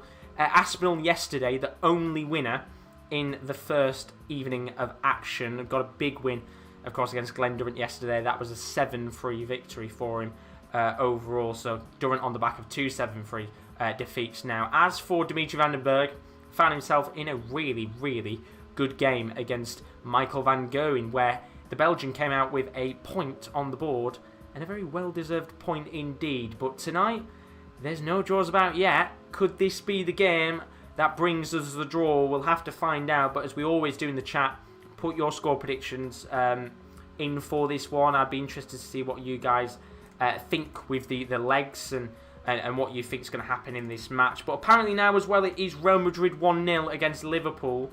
You'll have to tell me the chat who scored that one in that game. And then Dimsky, he's going to be predicting 6-6 for this next match, which is quite an interesting prediction indeed, because I'm not going to lie, I'm going down that route as well. As I said, I made my predictions before the actual tournament took place. I've got my predictions now and my predictions before. I think 6-6 is probably going to happen in this game. I'll talk through that reasoning of why I think it's going to be a 6-6 after I've shown you my prediction that I made before the tournament started. But very quickly, as always, if you are new to the stream and you have enjoyed myself and you're not sick of my boring British accent so far, then please do leave a like and a subscription on the channel. I want to say a massive thank you to all of you that have been leaving your likes and your subscriptions.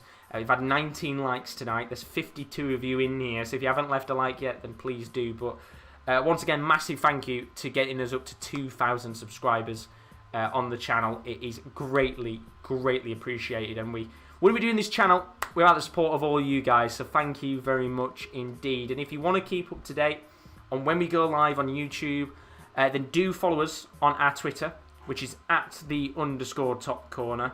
And do also follow us on our Instagram, which is _sportscorner_. We always post up on those 2 social media pages when we go live, and as well when we post articles up on our website, which is a little bit quiet right now. We're having a bit of a break from it, but we will put stuff up very soon on the sports-corner.com. We cover a whole host of sports on that page. But our next game coming up of the night, Dimitri van den Bergh against Nathan Aspinall. I said now I'm feeling a 6-6 draw, but what did I say before the tournament started? Here's my prediction that I made just a few days ago. Game number 3 of the night now, another one of the games where I looked at it on paper and I think, wow, this could be quite an interesting game. Now, I said in the previous prediction for the Glen Durrant-Johnny Clayton match that I thought that maybe could have ended 6-6, and at least both players got a lot of legs on the board. I've gone for a 6-6 in this game between Dimitri van den Bergh and Nathan Aspinall. Now, both players very young, very experienced for their age, but most of all, both players out of form a little bit. I think Dimitri van den Bergh, he's had the leg brace on for quite a while. I don't think he's going to actually be wearing it in this tournament, so that could alleviate some pain for him, I guess, at the end of the day, to be able to throw his darts a little bit better. As for Nathan Aspinall, depending on what happened in night number 1, as I said before, I am recording these before the tournament's even taken place, then maybe Nathan Aspinall will be coming into this with a little bit of confidence and a win on the board. But for me, I think both players are going to be very hard to cancel each other out, both incredible on their day. And I think this, once again, like that Glen Durrant-Clayton match, will be the best opportunity so far of the tournament for both of these players to really come out and try and show what high-quality darts that these two incredible youngsters in the world of darts have got. So for me, 6-6 on the board on the night. I think Van den Bergh, he's always going to be a tough player to play against, but Nathan Aspinall, he's been there, done it. He nearly won the competition, let's not forget, last year. But 6-6 for me on the night. It's going to be a stalemate. Is it going to be a stalemate for you guys, though? Do put in the comments below what you think for game number 3 of night number 2. So that was a prediction I made before the tournament started. Now, I'm not going to lie, I feel like I've made some decent predictions and I've made some pretty bad ones. I think I predicted earlier this afternoon in the Anderson de Sousa game that it was going to finish 7-5. So I think I was very good on that one. I did think I predicted the Johnny Clayton Durrant result. So I might be doing quite alright for the night, I'm not going to lie. In terms of maybe not the actual leg score, but in terms of who wins, I'm doing pretty good so far. But this game between Dimitri van den Bergh and Nathan Aspinall, for me, is the hardest, one of the hardest ones to predict on the night, just purely because of the actual two-player standards. I think Nathan Aspinall has been struggling recently in terms of his form before the tournament, but I feel like, and as I said yesterday, as this tournament goes on, the Premier League usually is about consistency. You know, when it's based over 17 nights, consistency is key. But that goes out of the window when we've got this format going on, a very different format to what we usually have. Form is more critical than consistency. And when we looked at this tournament before, when we looked at the form table, which I'm going to get up now on my screen and we'll keep alluding back to, especially in this first week, you can see form-wise, Nathan Aspinall was the second worst player in terms of the actual form. Now, he played 21 matches in the PDC Super Series with around about a 92.93 average, which is the second lowest on the board.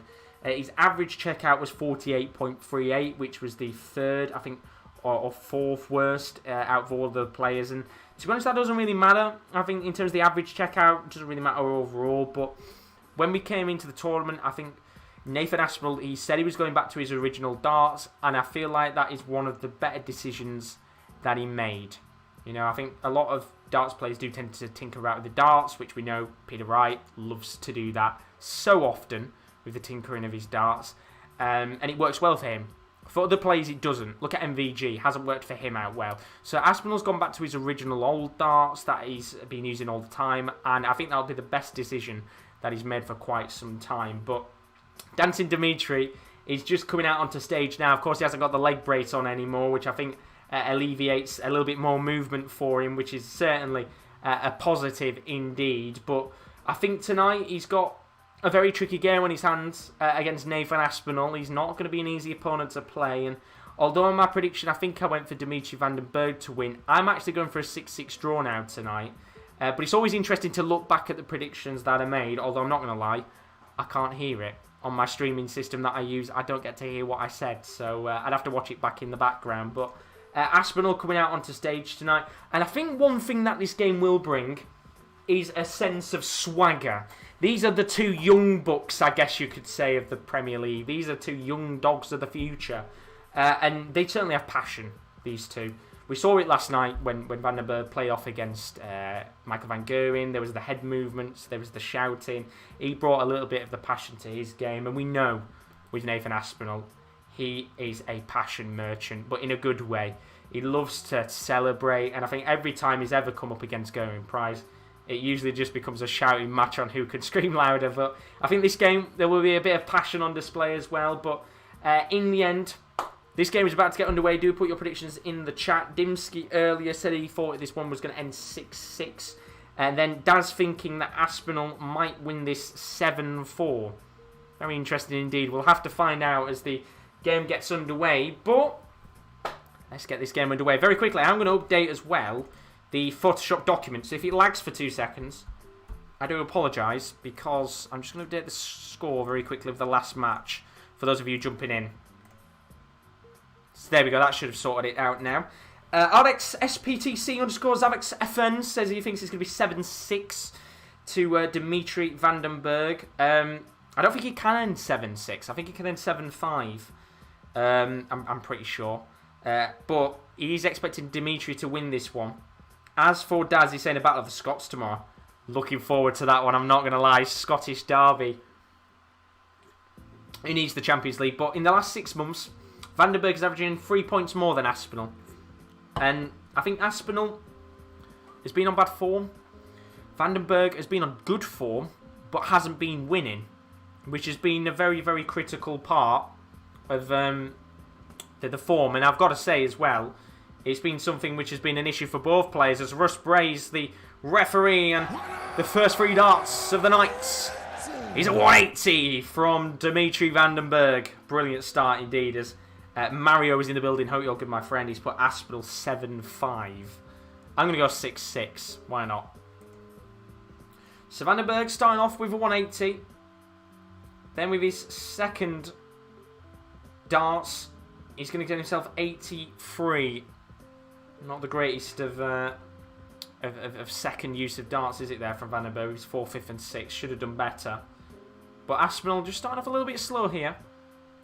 And already, in this first leg, a big opportunity for Van den Berg to get that first leg on the board. And as I said before, for me, I look at Van den Berg as the PDC's past, present and future. He's already got a good past with his World Match Play win last year, which was an incredible result for him. He's currently part of PDC's present, being in the Premier League, being in the top 10, and he's still so young. I wish...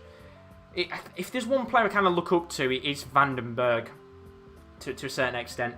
A little bit of Gary Anderson, a bit of Gerwyn as well. He's still so young, and he's already one of the very best players in darts. And fair play to him. He's a bloody good player on his day. Apparently, though, it's now 2-0 Real Madrid. Vinicius Junior scored the first goal. Asensio scored the second. What's going on with Liverpool tonight? As Van den Berg had a chance to check out 82 on the double 11, doesn't get it in the end. So a chance for Aspinall with a 148 checkout, which he's not going to be able to get after hitting 20 with his first dart. And it is indeed Van den Berg's debut, and I'm looking forward to seeing how he does RXSPTC. I'm just going to call you Zavix. Makes life easier. So chance here on double 11 for Van den Berg. 2 darts misses, but really awkward. But he's done so good. I mean, that is not easy. 2 darts towards the double 11, smacked just on the outside of the bed in the middle position. Really awkward, but somehow he gets it in. And Van den Berg takes the first leg of the match. Really well taken from the Belgian there. As Liverpool are having a nightmare in the Champions League. And hopefully Aspinall doesn't. As Van den Berg smacks in a 1-2-5 to start off this second leg. And at least we know tonight it's going to be a quicker night. I think it was a 3.5 hour stream yesterday that we had for the first night, because all the games just went the full length. We're not going to get that tonight. But don't worry, we will be back again tomorrow for more action. So if you have enjoyed it, then don't forget to leave a subscription, because of course, you're stuck with me. I'm the only one on the channel that likes darts. But as I said before, there's a real lack of darts watch-alongs on YouTube, and it's nice to get you guys involved.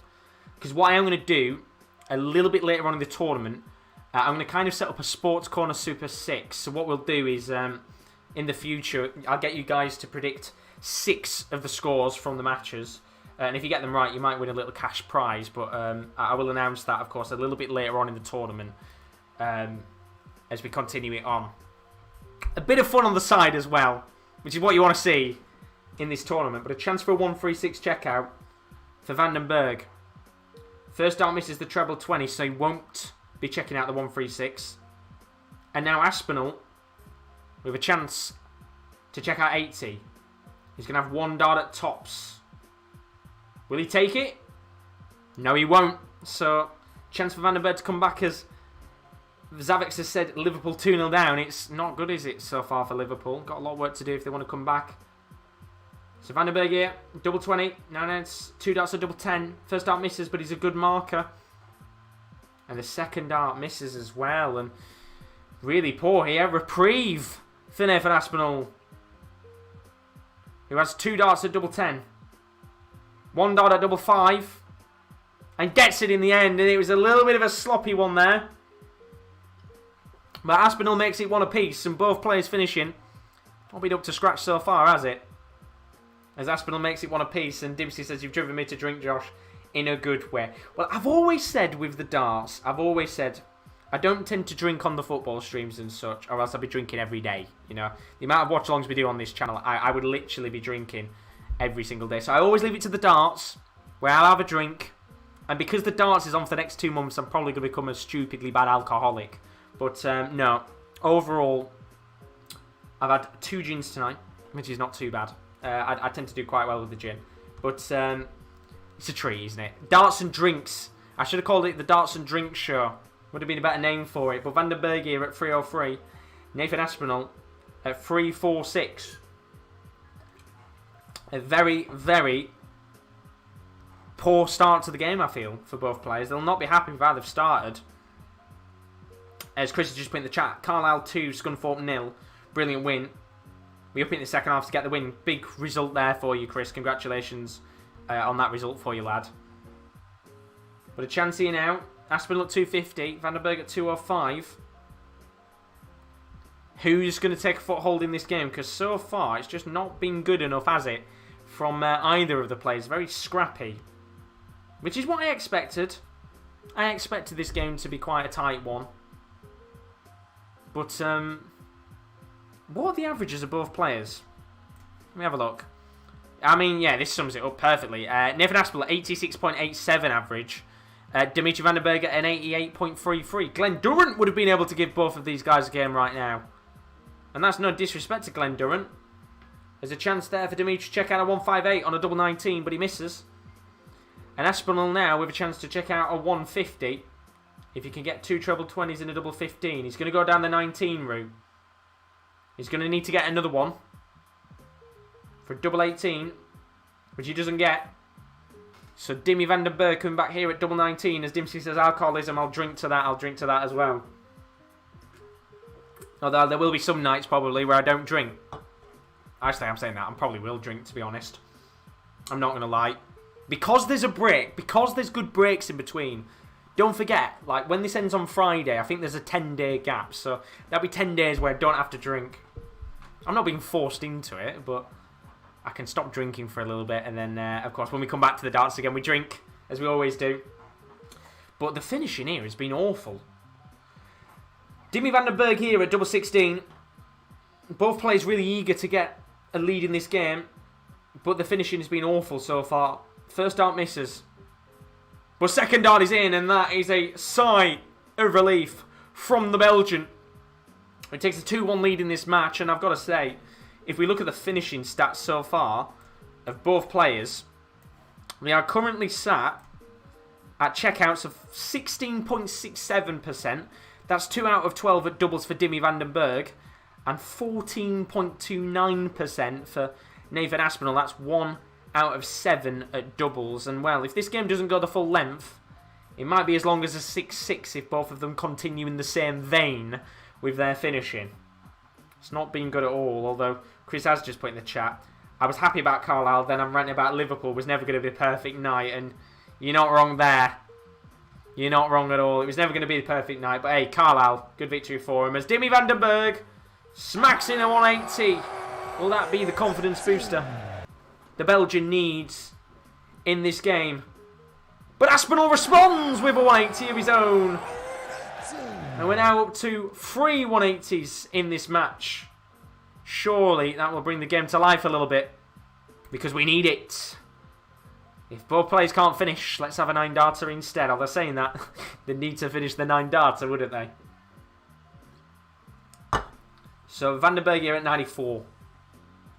Aspinall at 108. Apparently Naby Keita has come off for Thiago. Is that an injury, or is that just Klopp making a substitution?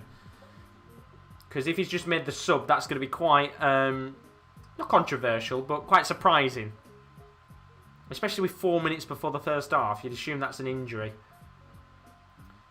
As Aspinall here, chance to check out the 108. Double 16 needed. He doesn't get it. And he's fuming. He's not happy at all. And now Dimi van den Berg, a chance to check out on the double 16 like he did in the last leg. And make it 3-1. And that's better from Dimi. That's exactly the finishing we would expect from the Belgian, and you can see the reaction from Aspinall. He knows he had to take out that ton plus finish. And now, you feel like Dimi van den Berg here might just be able to start taking this game to Aspinall, especially when he's hitting 180s. That's the 4th one in this match. And now Dimi van den Berg is coming out to play. Although saying that, Aspinall with a chance here for a 180, which he doesn't get. So apparently it wasn't an injury. Just he's took Thiago, brought Thiago onto the pitch, which is quite an interesting call with only 4 minutes left of the first half. Klopp must have lost the plot, I'm guessing. As I said, I'm not watching the Champions League now, so I don't get to see what's going on as Aspinall smacks in a 1-2-3 to get himself down to 2-3-8. Van den Berg at 186. And he might have a chance here to get a 140, which he does. And now Van den Berg is in the driving seat for a 4-1 lead. And we saw Glen Durrant a little bit earlier on struggling in his game. Aspinall here struggling in his game as well. It's not going to be a rout. Well, it could be a rout, sorry. It's not going to be a whitewash, but it could be a rout. There's a chance to check out on the double 16 again for a 4-1 lead. And he doesn't check it out. So 1-4-4 for Aspinall. 2 treble 20s and a double 12 needed. He gets 1 treble 20. He gets another one. Big 1-4-4 finish. Yes, Aspinall. That's what you want. And there's a reaction. The little pump of the fist. And Aspinall's right back in it. 3-2 with a 1-4-4 check out on the double 12. Right in the middle of the bed. And that's the reaction what you expect from Aspinall. A real roar from the Englishman, who knows that he needed to get something and fast in this game, whereas the Belgian could have easily took this game away from him. And then Winvar saying, big scoreline, Huddersfield now 5-0 down to Norwich. I'm guessing, is that a half-time? Crazy. Here's Van den Berg. He's got another 180. He's now 5 on the night. And Dimi van den Berg here, maybe with a chance for a 9-darter, who knows? Daz asks, who's the other referee for us tonight, Josh? I'm not going to lie, I can't really see them. If I can see him in a bit, I'll see who it is, but Dimi van den Berg here, not going to have the 9-darter chance. Not been anywhere near one so far in the competition, but we're only at night 2, aren't we? So 2-6-1 for Dimi van den Berg. 3-6-3 for Aspinall with a break of throw. Needs a few trebles on the board, which he does get. And a 1-3-7 will put him to 2-2-6. How can Dimi van den Berg respond? Starts with a treble 1. Gets a 20. And gets a treble 18, and he needed that. Desperately needed that. Because Aspinall here, just starting to now get a bit of a foothold in this game. And he's got a foothold now. 180.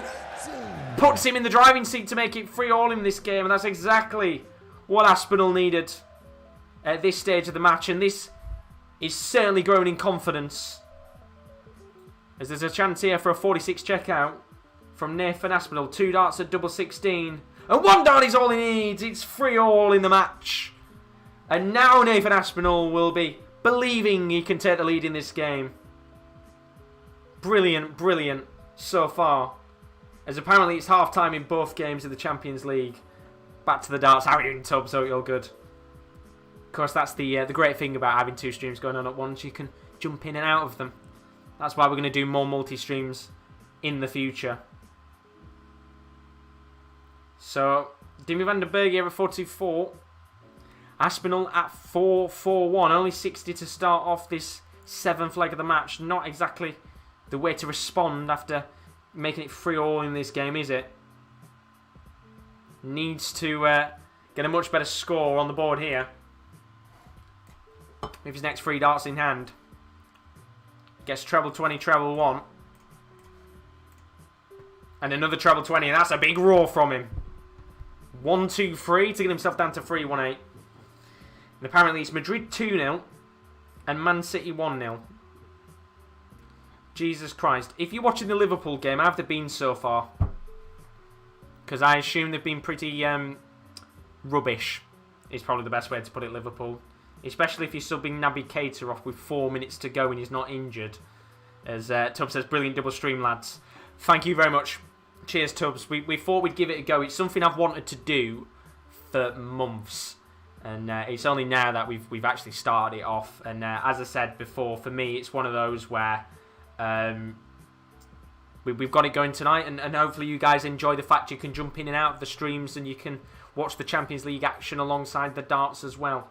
As Dimi van den Berg gets himself down to 86. Aspinall with a 140 to leave 38. So big pressure with treble 18, double 16 to take out for Dimi van den Berg. Gets an 18. Gets another one, which means he has 1 dart of the bullseye, which he hits the outer bull. And now a chance for Aspinall to take the lead with 3 darts at double 19. He's going to go for 6 and double 16. First dart is completely wayward. But second dart is in the middle of the bed, and Aspinall takes the lead for the first time in this match. And that will clear his mind, that's for sure. And both players just taking a moment to take a breather, as Dad says it's time for a beer. Crack open one. That's always the things with these streams. Crack open a beer with us. Or gin, or a lager, whatever you drink these days. And apparently, according to stats, Liverpool haven't had a shot yet in their game. As we have another 180. And you can hear that roar then from Aspinall. Big shout of come on. And that is now 50 180s in the Premier League of darts already after night number 2.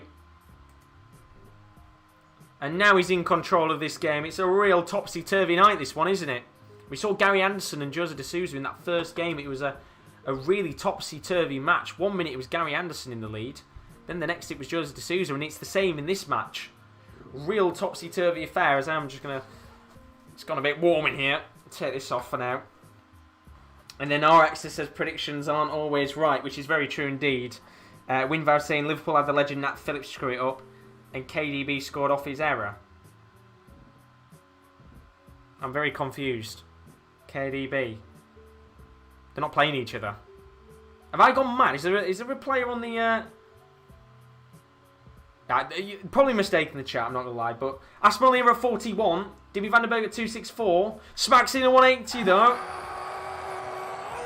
But a chance here for Aspinall to make it 5-3. He's going to go for 9. 2 darts at double 16. First dart just a little bit wayward. And second dart hits the 16 as Peter's put in the chat. Gary Anderson is perfect darts. We love Gary Anderson. I've always said he's my favourite player. Gary Anderson. My favourite. So a chance here for a bullseye shot of Van den Berg. I think he's hit 13. So 3 darts in hand at double 8. For Aspinall to take a 5-3 lead. Which he does, and he's right in the middle of the double 8 bed. It's 5-3 to the Asp. And now he's only one leg away from a guaranteed point. It is a mistake from Winval. I thought it was. I was confused for a second then. I thought Liverpool were playing City for a second. How is the Birmingham game going on as well? Nat Phillips screwed up and Vinny scored. Ah, Vinicius Jr. That's fair. That's fair. I was wondering for a second. I was like, KDB, what? Has he moved to Real Madrid? But no, that's fair. Will won't be happy with that. Big Nat Phillips fan. Is there's a chance here for another 180 in the game, which is a 140 for Dimmy van den Berg. So he is at 227 here. Nathan Aspinall just having a little bit of a blip and might allow Dimmy van den Berg to make it 5-4. Bit of a dry little spell here. Both players are certainly improved in this match. In fact, when you look at the stats of the game, it started off really sloppy, but now both players averaging just under the 100 mark. Dimmy van den Berg averaging 99.29. Nathan Aspinall averaging 97.91. And it might go up here as he smacks in a 140 to get himself down to 241. Dimsky's put shock news. Norwich haven't scored for over 10 minutes. Can he believe it? What are they doing? Shocking from Norwich. And apparently that game's 0-0. Thank you very much, Winval. What have I got to drink? Peter's asking. It's Copperberg gin. It's a mixed fruit gin with lemonade. Absolutely lovely. Started selling them in Morrison's recently. They are absolutely amazing. But a chance here for Dimmy van den Berg. A double 18. With 3 darts in hand. His first 2 darts have missed. But his third dart doesn't. And it's 5-4 now. And this night of action has been so topsy-turvy, unless you're Glen Durrant. It has been quite the occasion in the Premier League of darts so far. And just as Nathan Aspinall had a 2-leg lead, he's now down to a 1-leg lead. And he desperately, desperately needs to get this next leg on the board to guarantee a point. Or else we will be going to... it's not sudden death, I guess, but it will be a bit of a nervy moment for both players. You always want to get yourself in the driving seat. As Dad is on the Carling tonight. Do tell me what you're drinking in the chat. I guess everybody's drinking different. I always drink gin on stream. That's become the regular. But here comes Dimmy van den Berg on for another 180. Which he gets! It's another one! And we're now to 9 180s in this match. Could this be the first game to go into double figures for 180s? As Dimmy van den Berg finally gets his average over the 100 mark. And now he's looking strong to maybe make it 5-all in this game. He's currently at 181. Aspinall 275. And you're thinking here, Dimsky saying he's down to his last Corona. You're thinking in your head that Dimmy van den Berg might be able to do this and come back. He's down at 84. Aspinall at 275. Really needs a 180. He does get a 180. And that's some pressure from Nathan Aspinall on Dimmy van den Berg. He had to smack in the 180 there. And now, Dimmy van den Berg's going to have to take this out. Gets the treble 20. Needs 2 darts at double 12. 1 dart at double 6. And he doesn't get it. So Aspinall now with a chance to guarantee a point on the board. If you can get the treble 19, double 19. Goes for the bull. Which means he's going to have 1 dart at double 16 after hitting 13 and he doesn't hit it. And now there's a chance here for van den Berg to make it 5-all with 3 darts at double 6. And again, it's a missed opportunity in this match for Nathan Aspinall. Which Dimmy van den Berg pounces on, it's 5-all and this is a real feisty affair. And whoever wins this next leg is guaranteed a point on the board. Who's it going to be? A really, really nervy moment for both players. With pure darting drama. As Dimmy van den Berg makes it 10 in this match. And that's the first match that's gone. In fact, 11 180s now, sorry. First match that's gone to double figures for 180s. And I mean, it'd be nice to have a 9-darter. He got one in the Grand Slam a while ago, I think. Not been anywhere near a 9-darter so far in this competition. But we're not going to be near one anywhere here because he's hit 20 with his first dart, Dimitri van den Berg. But a 140 he'll do. He's down to 181 after 6 darts. And he's making a run for the finish line here. And surely now, you're feeling that Dimi van den Berg is going to guarantee himself a point rather than Nathan Aspinall. Dimitri van den Berg at 181, Aspinall at 358. He's certainly just let him off the hook, I think, Aspinall, for the last few legs. And Dimi van den Berg will be feeling much more the comfortable player on the hockey right now. He's down to 56 with at least 6 darts in hand. So 2 darts at tops to make it 6-5 and to guarantee a point for the Belgian again after his 6-6 draw. He's going to go 20 with 2 darts at double 18, and 1 is all he needs right in the middle of the bed. Double 18 there for Dimi van den Berg, and that's 6-5, which guarantees him a point. And now a chance here to steal the win, or else Aspinall would go and get himself a point and continue his unbeaten streak in the tournament so far. That's why not bull 5 tops. I guess some players have their own favourite doubles to check out on. And I'm guessing in that situation, the finisher we talked about earlier, I think, wasn't it Van den Berg, who went a different route instead?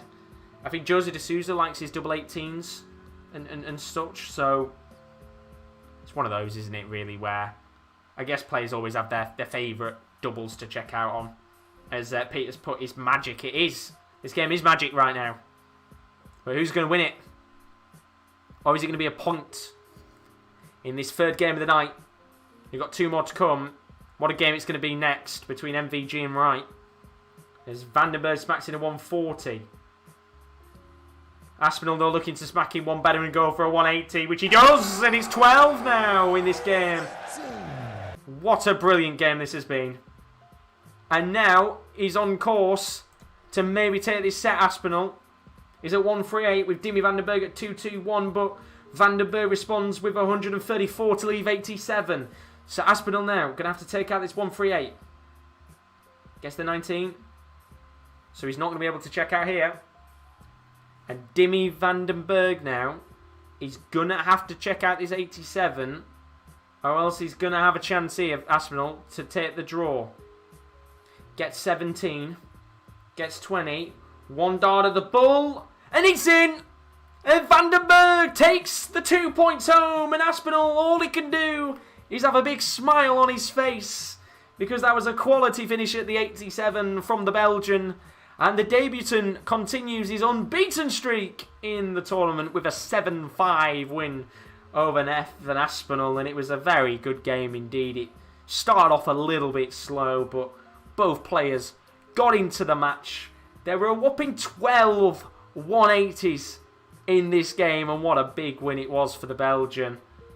And I mean, if this was a good game, we've got an absolute corker coming up next, but we'll talk about the stats of this match in a little moment's time. But don't forget, if you are new to the stream and you have enjoyed the content so far, then don't forget to leave a like and a subscription on the channel. It is greatly appreciated indeed. Don't forget, we've also got tonight another stream going on right now on the Sports Corner channel. If you're a big fan of the Champions League, we have got another stream with Rowan and Will, 2 of the fantastic members of the Sports Corner team, who are covering those 2 Champions League games. It's Real Madrid-Liverpool.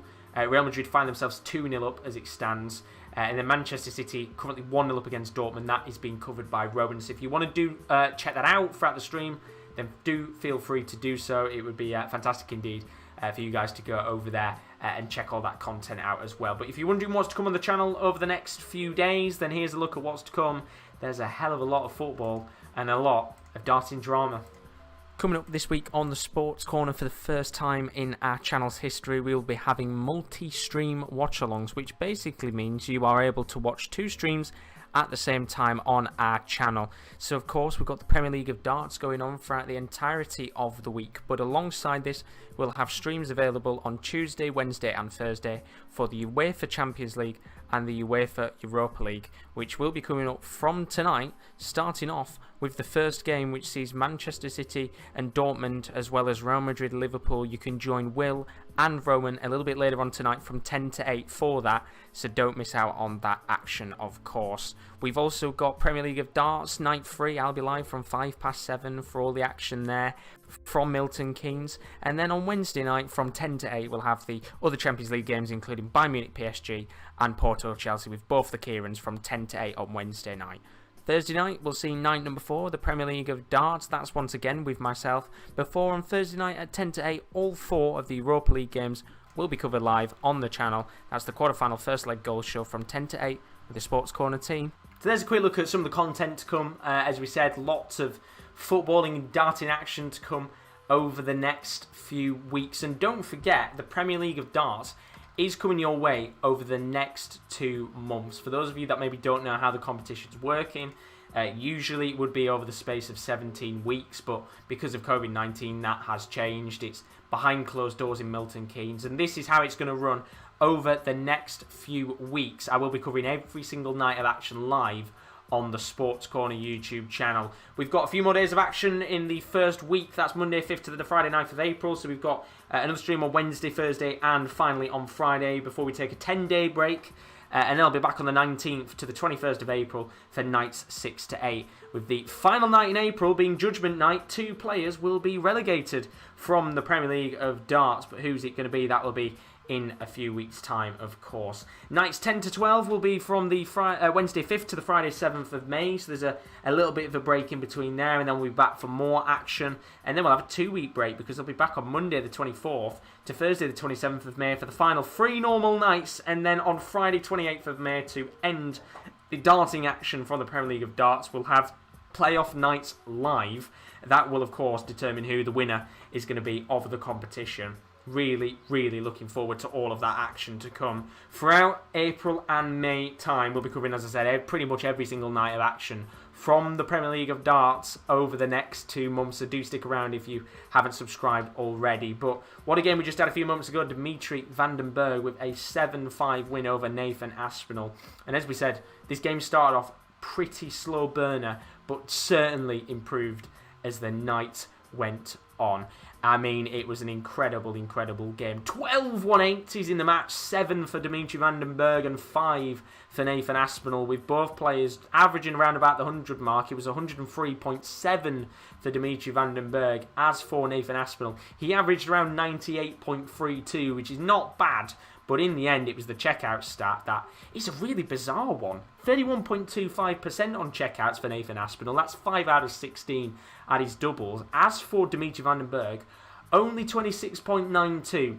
And a large part of that can go down to the fact that he had so many opportunities in the early stage of the match to probably go, maybe 3, 4, 5 legs up on Nathan Aspinall. But ultimately, 7 out of 26 on his doubles will not be good enough for Dimitri van den Berg. And he'll know tonight he was in a real battle against Nathan Aspinall. But look, the Belgian debutant is on to an absolute rocker in this tournament. Unbeaten, finds himself in a very good position. And I mean, he's just doing his interview right now. He's dancing, as you would expect him to do. Certainly a very, very good start to his life in the Premier League. As apparently Norwich are now 6-0 up. They've got a hat-trick for Timu Pukki. That man is unbelievable in the Championship. Very good night for you, Dimsky. Certainly cracking open a few coronas, no doubt, after that result. But let's move on to the next game of the evening, and what a game this is going to be. It is the match I think everybody has been waiting for. Michael van Gerwen coming up against Peter Wright. This one is going to be interesting. I said before, both players for a long, long time have been talking the talk and not walking the walk, in my opinion. And I think, look, at the end of the day, tonight is the night for them to go out there and really, really prove themselves, I think is the best way to put it. But for me, the important question on the table has to be, how do these players respond to the fact that Gerwyn Price isn't in this competition? We saw MVG yesterday in his match against Dimitri van den Berg. It was a very, very tough game. He played very well, in my personal opinion, and I think a draw was a deserved result in the end for both players. But Peter Wright, one of the more informed players of this tournament, well, of 2021, not really of this tournament. I guess you can't really say much after one night of action. But his game yesterday against Johnny Clayton, was a really, really interesting match to watch, especially considering he was 100% on his doubles. And that's massive, do you know what I mean? It's really, really massive for him to go and get 100% on his doubles. But overall, Michael van Gerwen is not going to give him an easy game tonight. These two have been bickering with each other pretty much for the last few weeks, always saying how, I think MVG was saying Peter Wright is in his head because he's always talking about him. Peter Wright saying that he feels like he can win this. And look, they both have a right to stand up there and say stuff because they're both quality players in the game. But tonight is the night that they have to go out there and show something. As apparently Liverpool have scored, so no doubt that'll be a good reaction from Will with the away goal in that game. I wonder who scored the goal overall. You'll have to tell me in the chat who's actually put it in the back of the net. But this is the game everybody's been waiting for, isn't it? MVG against Peter Wright, as we always do.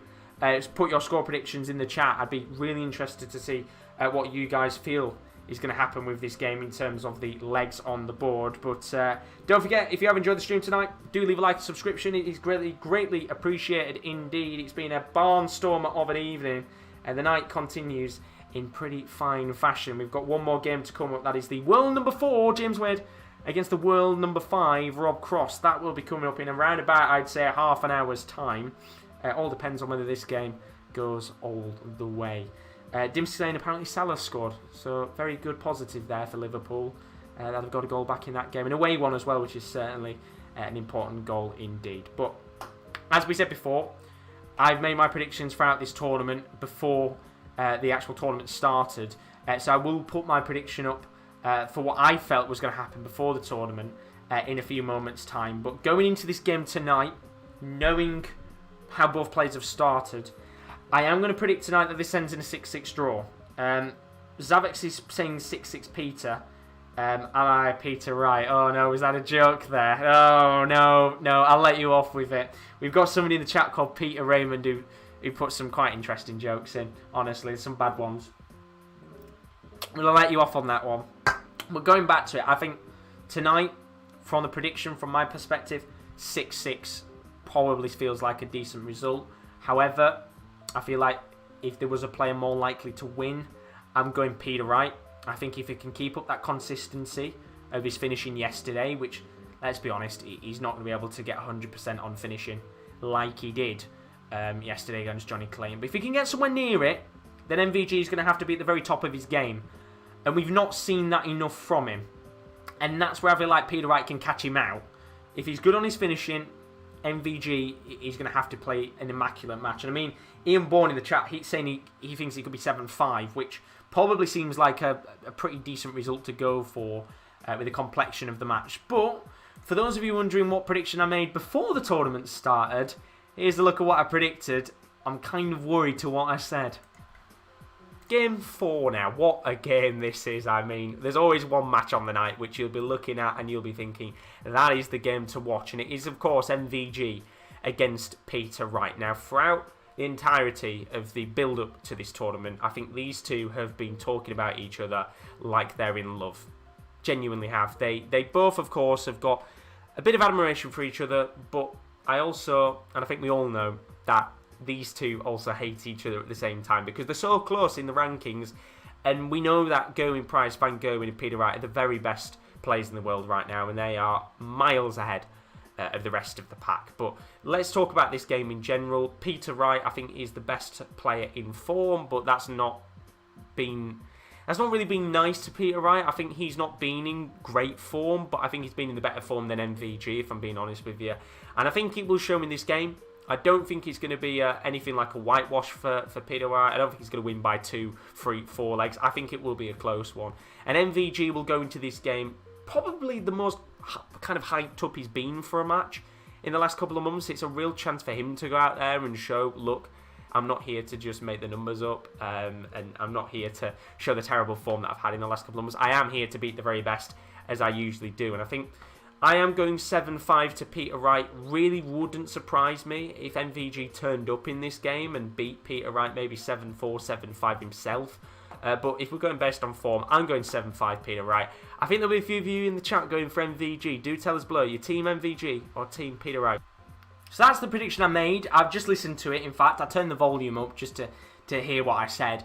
And I think a point that I made, which I think is going to be very true tonight, is that for me, MVG will be the most hyped up for a match that I think has been in quite a while. There's a lot on the line in this game. I think when these two always come up against each other, it's always quite an enjoyable match to watch.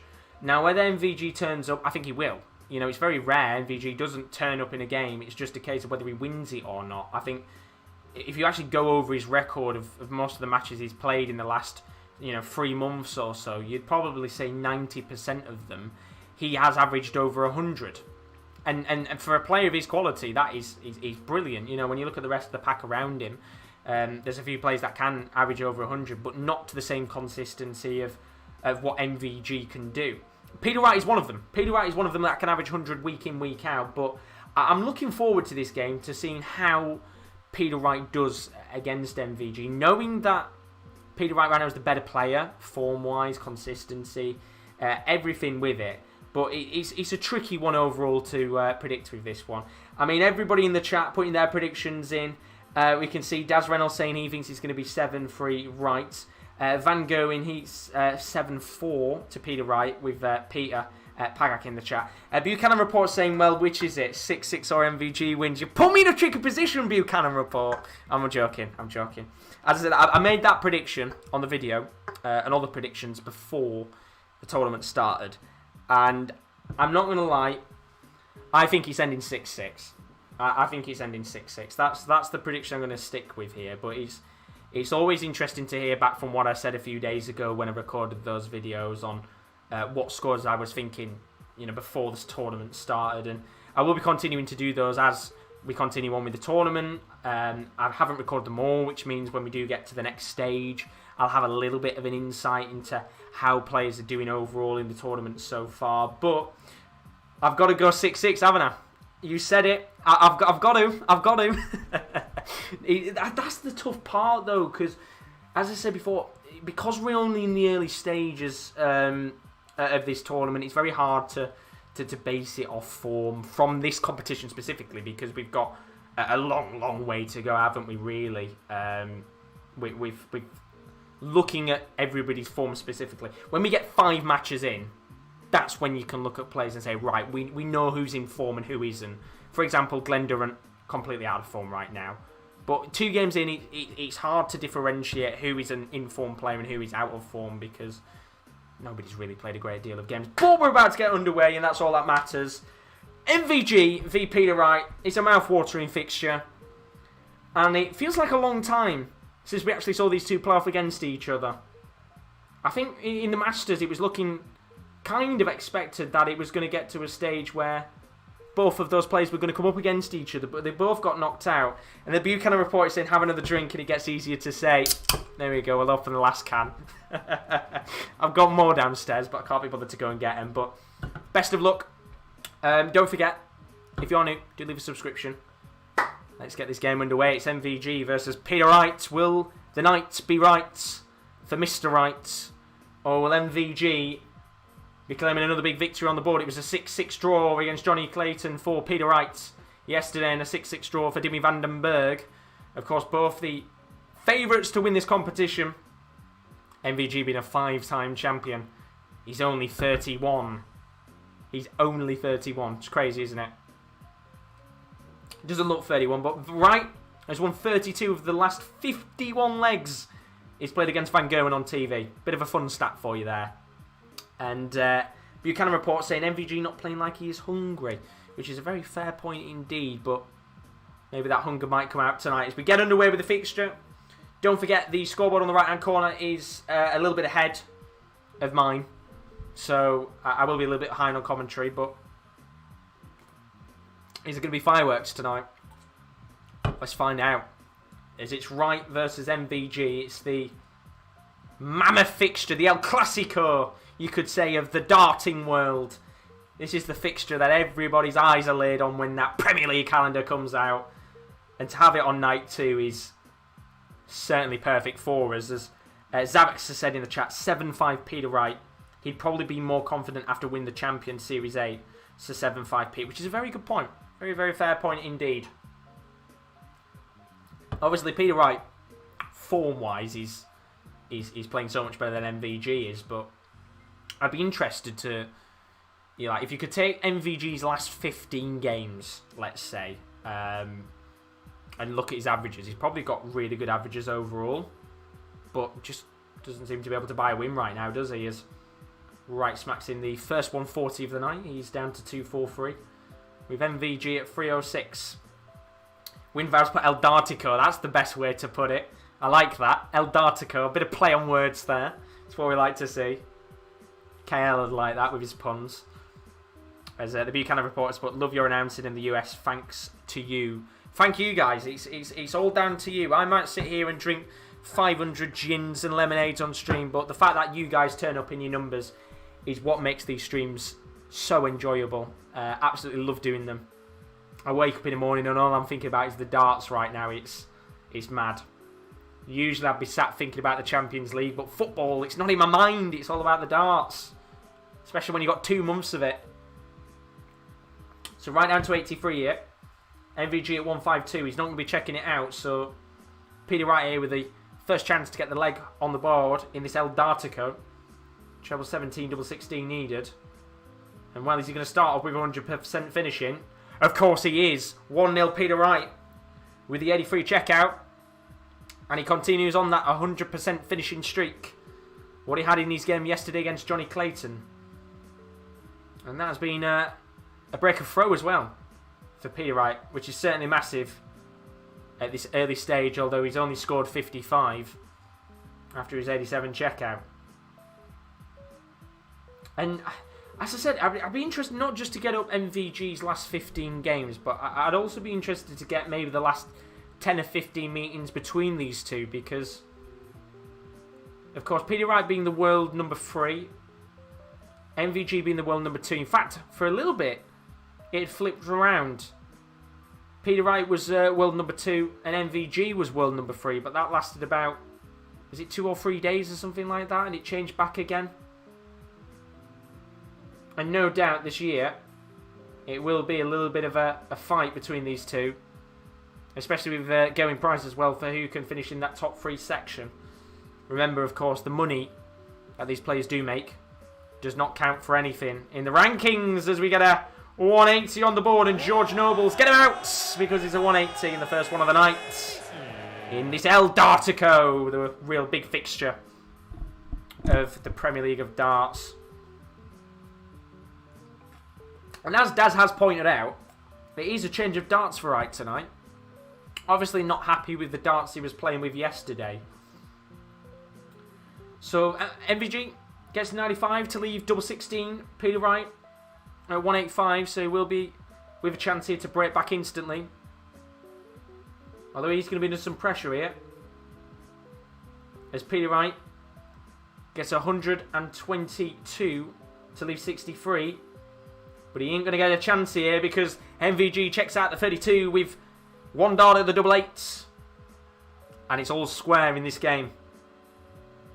Apparently it's now Norwich 7-0. Oh my lord. I'm not going to lie. I think Carlos Corberan is probably about to get sacked from Huddersfield after that performance. But then again, it shows the class of Norwich. Buchanan report saying, I believe MVG's bringing the others' games up. Therefore, MVG needs to keep its intensity up, or he will start slipping down the ladder, which is very true. I guess that's what I mean by, you know, what I was saying earlier about if you were to get MVG's last 15, maybe even 20 games up, he's probably had all of them, maybe 1 or 2 where he's not averaged over 100.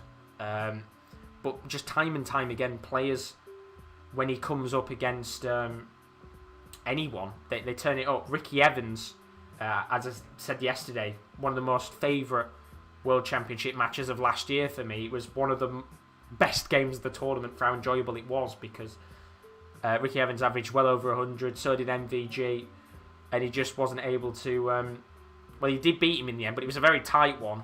And I think that run he had at the World Championship was a very scrappy one overall. As apparently now it's 3-1 to Real Madrid. Vinicius Jr. scoring again. surely that's game over now for Liverpool. Unless they can get another goal back on the board, which will be quite tough for them. But in this game, MVG's at 109. Peter Wright finds himself at 206, so a chance here for MVG with 6 stars in hand to take the lead for the first time in this game. He's not going to check out here, but he will be back in a moment. As he finds himself at 16, which you would expect him to check out that 8-8 like he did a few moments ago. So 1-1. Peter Wright here, all he can do is put some pressure on MVG, which he gets 100 to leave 106. So a chance here at 8-8, 3 darts in hand for Michael van Gerwen for a 2-1 lead. First dart hits the 8. Second dart hits the 4. 1 dart at 2-2, and he gets it. And there's a roar from mighty Michael van Gerwen. It's going to be a scrappy one, this one. And I think Peter Wright, we know what he's like. He'll just keep calm in this game. He'll not be too worried that MVG is in the lead in this match. But so far, in terms of the averages, not the greatest, you have to admit. 89.83 for MVG and 88.53 for Peter Wright. So once again, another slow burner so far. And he's changed his darts again. So another change of darts for Peter Wright. So that's the second change in darts, I think, in this match. Which is quite interesting. We know what he's like. He's the Tinker Man in the darting world. With making all the changes. And then Dibs said, remember Liverpool lost 3-0 to Barcelona a couple of seasons ago and still went through. Very true, very true. But that Liverpool side was very, very different to this side. I guess the best way to put it is they were less shit. Which is not being harsh to Liverpool. I think Liverpool fans would agree, but they could do it. It'll be a lot more tricky without fans there. I think fans at Anfield is always a massive part of the Champions League atmosphere. But unlucky there. Bounce out for Peter Wright. He's only going to get 40. He is down to 1-3-1, but a chance for MVG here to maybe capitalise on that bounce out. Which he only gets 60 in the end, and that's a real opportunity wasted to put some pressure on Peter Wright. So 1-3-1 chance to check out here. Gets the treble 20.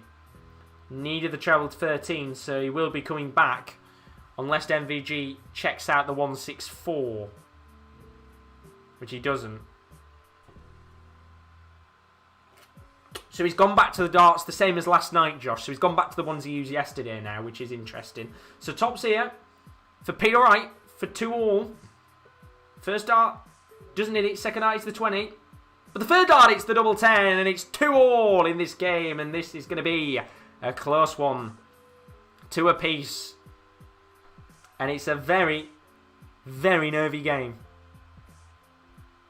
But who's going to take a point or 2 home? Chris saying this is why we need a keeper in summer to challenge Allison. Getting too big for his boots this season. And then the Buchanan reports, but I wonder how many times a day changes his knickers. I'm not going to lie, he probably changes them about every hour. He changes a lot, doesn't he? If he was a football manager, he'd probably change the formation every 5 minutes. As MVG just stretches himself out here a little bit. As it stands 2-2.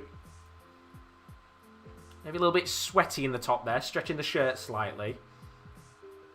But can MVG here get a foothold in this leg? He certainly has with the 140s down to 164. Peter Wright back at 301, and you'll be expecting here at least 6 darts for MVG to take out that 164 as Peter Wright just taking his time here.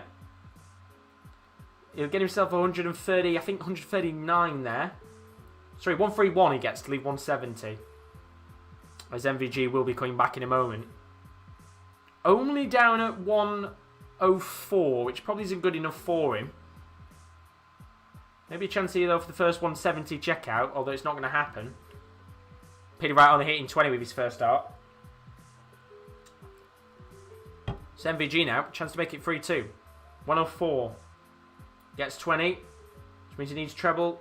Well, he could have gone for treble 20. He goes for treble 16 instead. Gets the 16. And again, another opportunity that's gone wide of the mark. And now Peter Wright with a chance here to take the lead back in this game.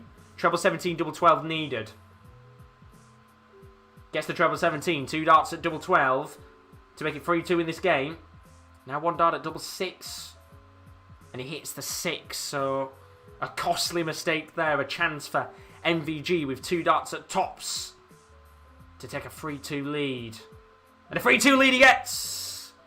And that's a roar from MVG as he gets himself into the lead once again. And mighty Michael van Gerwen, he's certainly in a scrap against Peter Wright. But then again, who expected anything else? It was always going to be a game that was going to be quite tight for both players to play in. But MVG with a bit of a foothold in this match. And in terms of the averages, still only, apparently, I think this has got to be wrong, surely.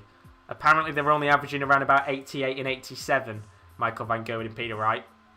I'd assume that's wrong. Although saying that, Peter Wright's just hit 66, so it might actually be right.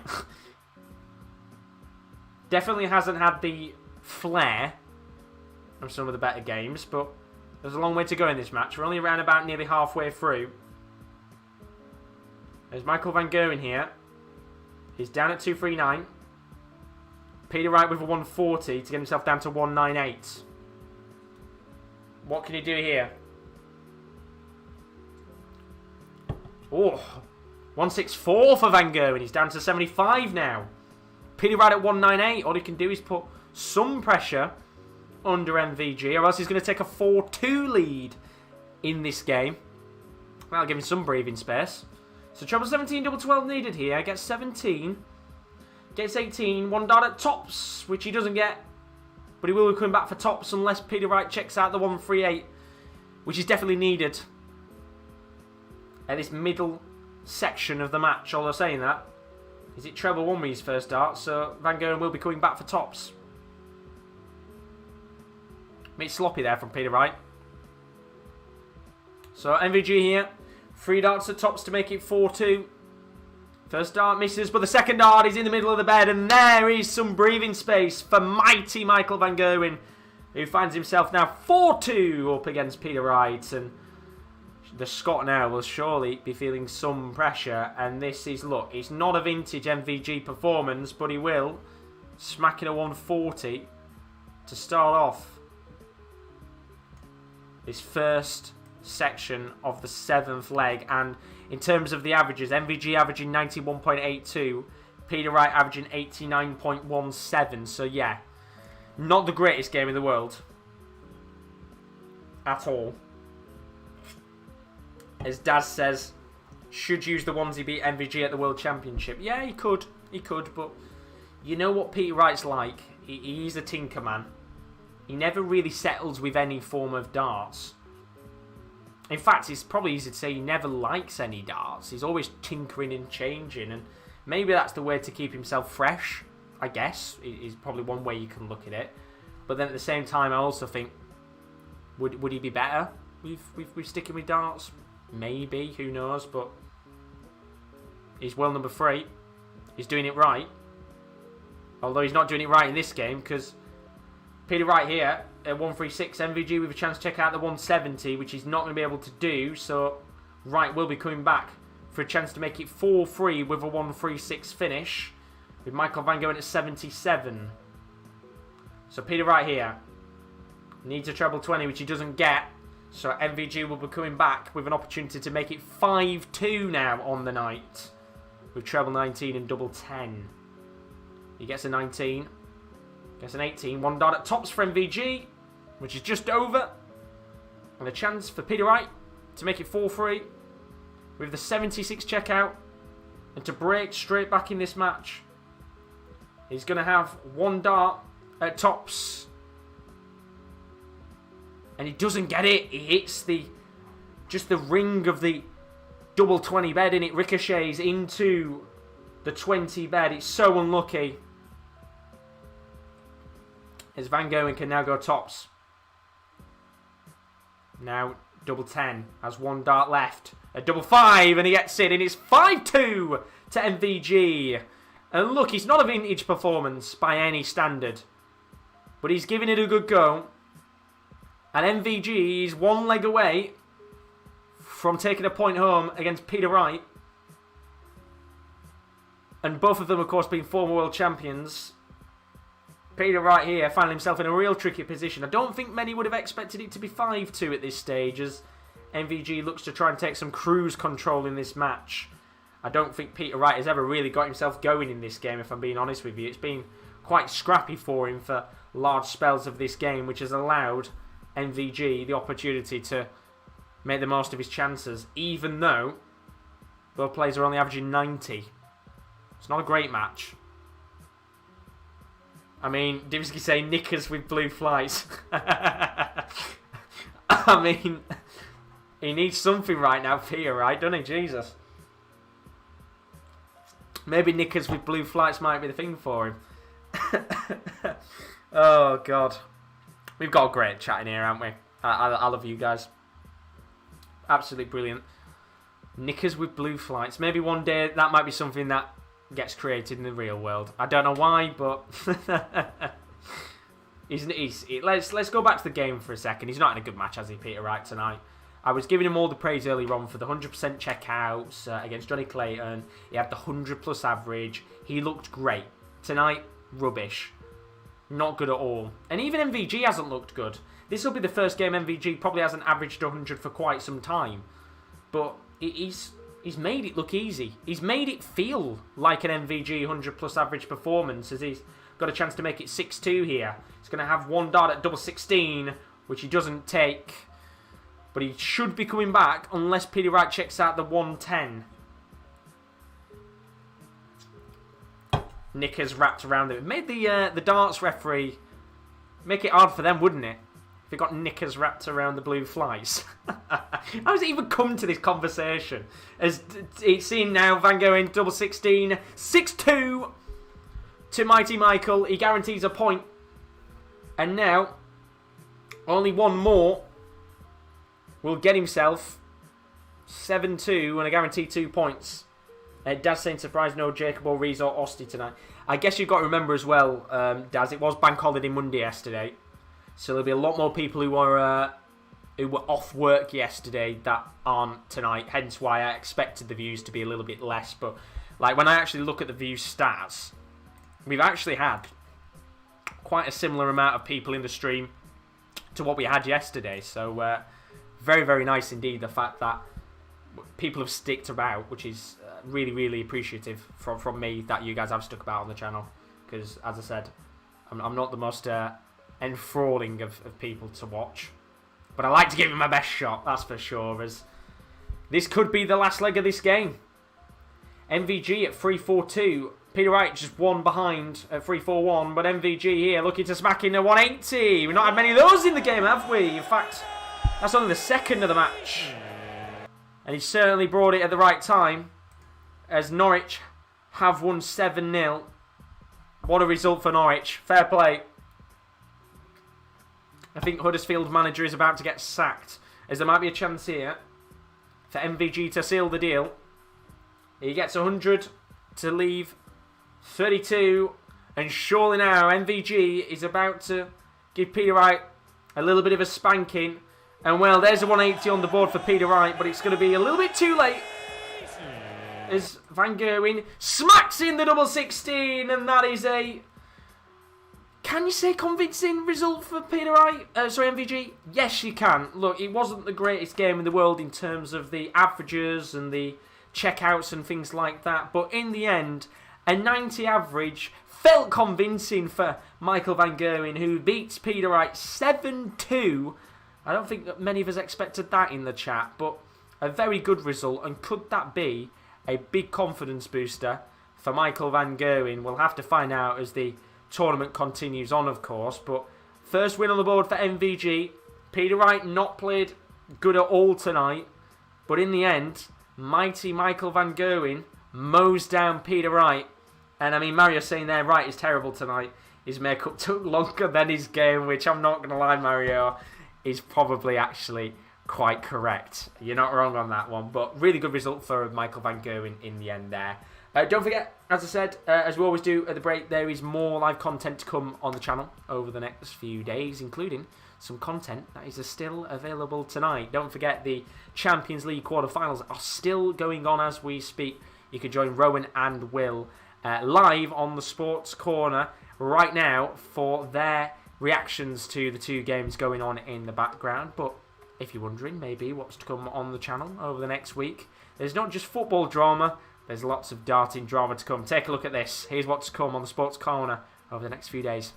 Coming up this week on the Sports Corner, for the first time in our channel's history, we'll be having multi-stream watch-alongs, which basically means you are able to watch two streams at the same time on our channel. So of course we've got the Premier League of Darts going on throughout the entirety of the week, but alongside this we'll have streams available on Tuesday, Wednesday and Thursday for the UEFA Champions League and the UEFA Europa League, which will be coming up from tonight, starting off with the first game, which sees Manchester City and Dortmund, as well as Real Madrid, Liverpool. You can join Will and Rowan a little bit later on tonight from 10 to 8 for that, so don't miss out on that action, of course. We've also got Premier League of Darts, night 3. I'll be live from 7:05 for all the action there from Milton Keynes. And then on Wednesday night from 10 to 8, we'll have the other Champions League games, including Bayern Munich, PSG and Porto, Chelsea, with both the Kieran's from 10 to 8 on Wednesday night. Thursday night, we'll see night number 4, the Premier League of Darts. That's once again with myself. Before on Thursday night at 10 to 8, all 4 of the Europa League games will be covered live on the channel. That's the quarterfinal first leg goal show from 10 to 8 with the Sports Corner team. So that's a look at the content still to come on the channel. I'll always show that, of course, for any of you guys that are maybe new. Don't forget, if you have enjoyed the stream, do leave a like and subscription. It's greatly, greatly appreciated for those of you that do leave a subscription. I am covering the entirety of the Premier League of Darts on the channel, so if you want to keep up to date with it, then please do. It's greatly appreciated. I mean, we're up to 2,003 subscribers, so thank you very much to all of you that have left us up. Greatly, greatly appreciated indeed. But we are going to move on very shortly to the last match of the night. This is going to be probably not the most desirable game in the world. I think there will be a lot of people that, to be honest, don't really care about this one. Wade coming up against Rob Cross. That is the world number 5 against the world number 4. So surely, in that respect, you'd probably think it would be an amazing game to watch. But people don't really look at Rob Cross and think of him as a world number 5. I think people think of him as a player who should be much lower down the rankings. And of course, this year he has got to protect quite a lot of money from his PDC Order of Merit, which he can't do in this competition. The money that he wins doesn't affect the rankings at all, which is fair, of course, because only 10 players can participate in it. But we'll talk about that a little bit later on when we talk about that game, because we just saw a moment ago Michael van Gerwen with a convincing 7-2 win over Peter Wright. And look, as I said before, the game itself was not convincing to watch. It wasn't a spectacle, it wasn't an enthralling match, and it will be one of those games that will be quickly forgotten about in terms of the enjoyment of it.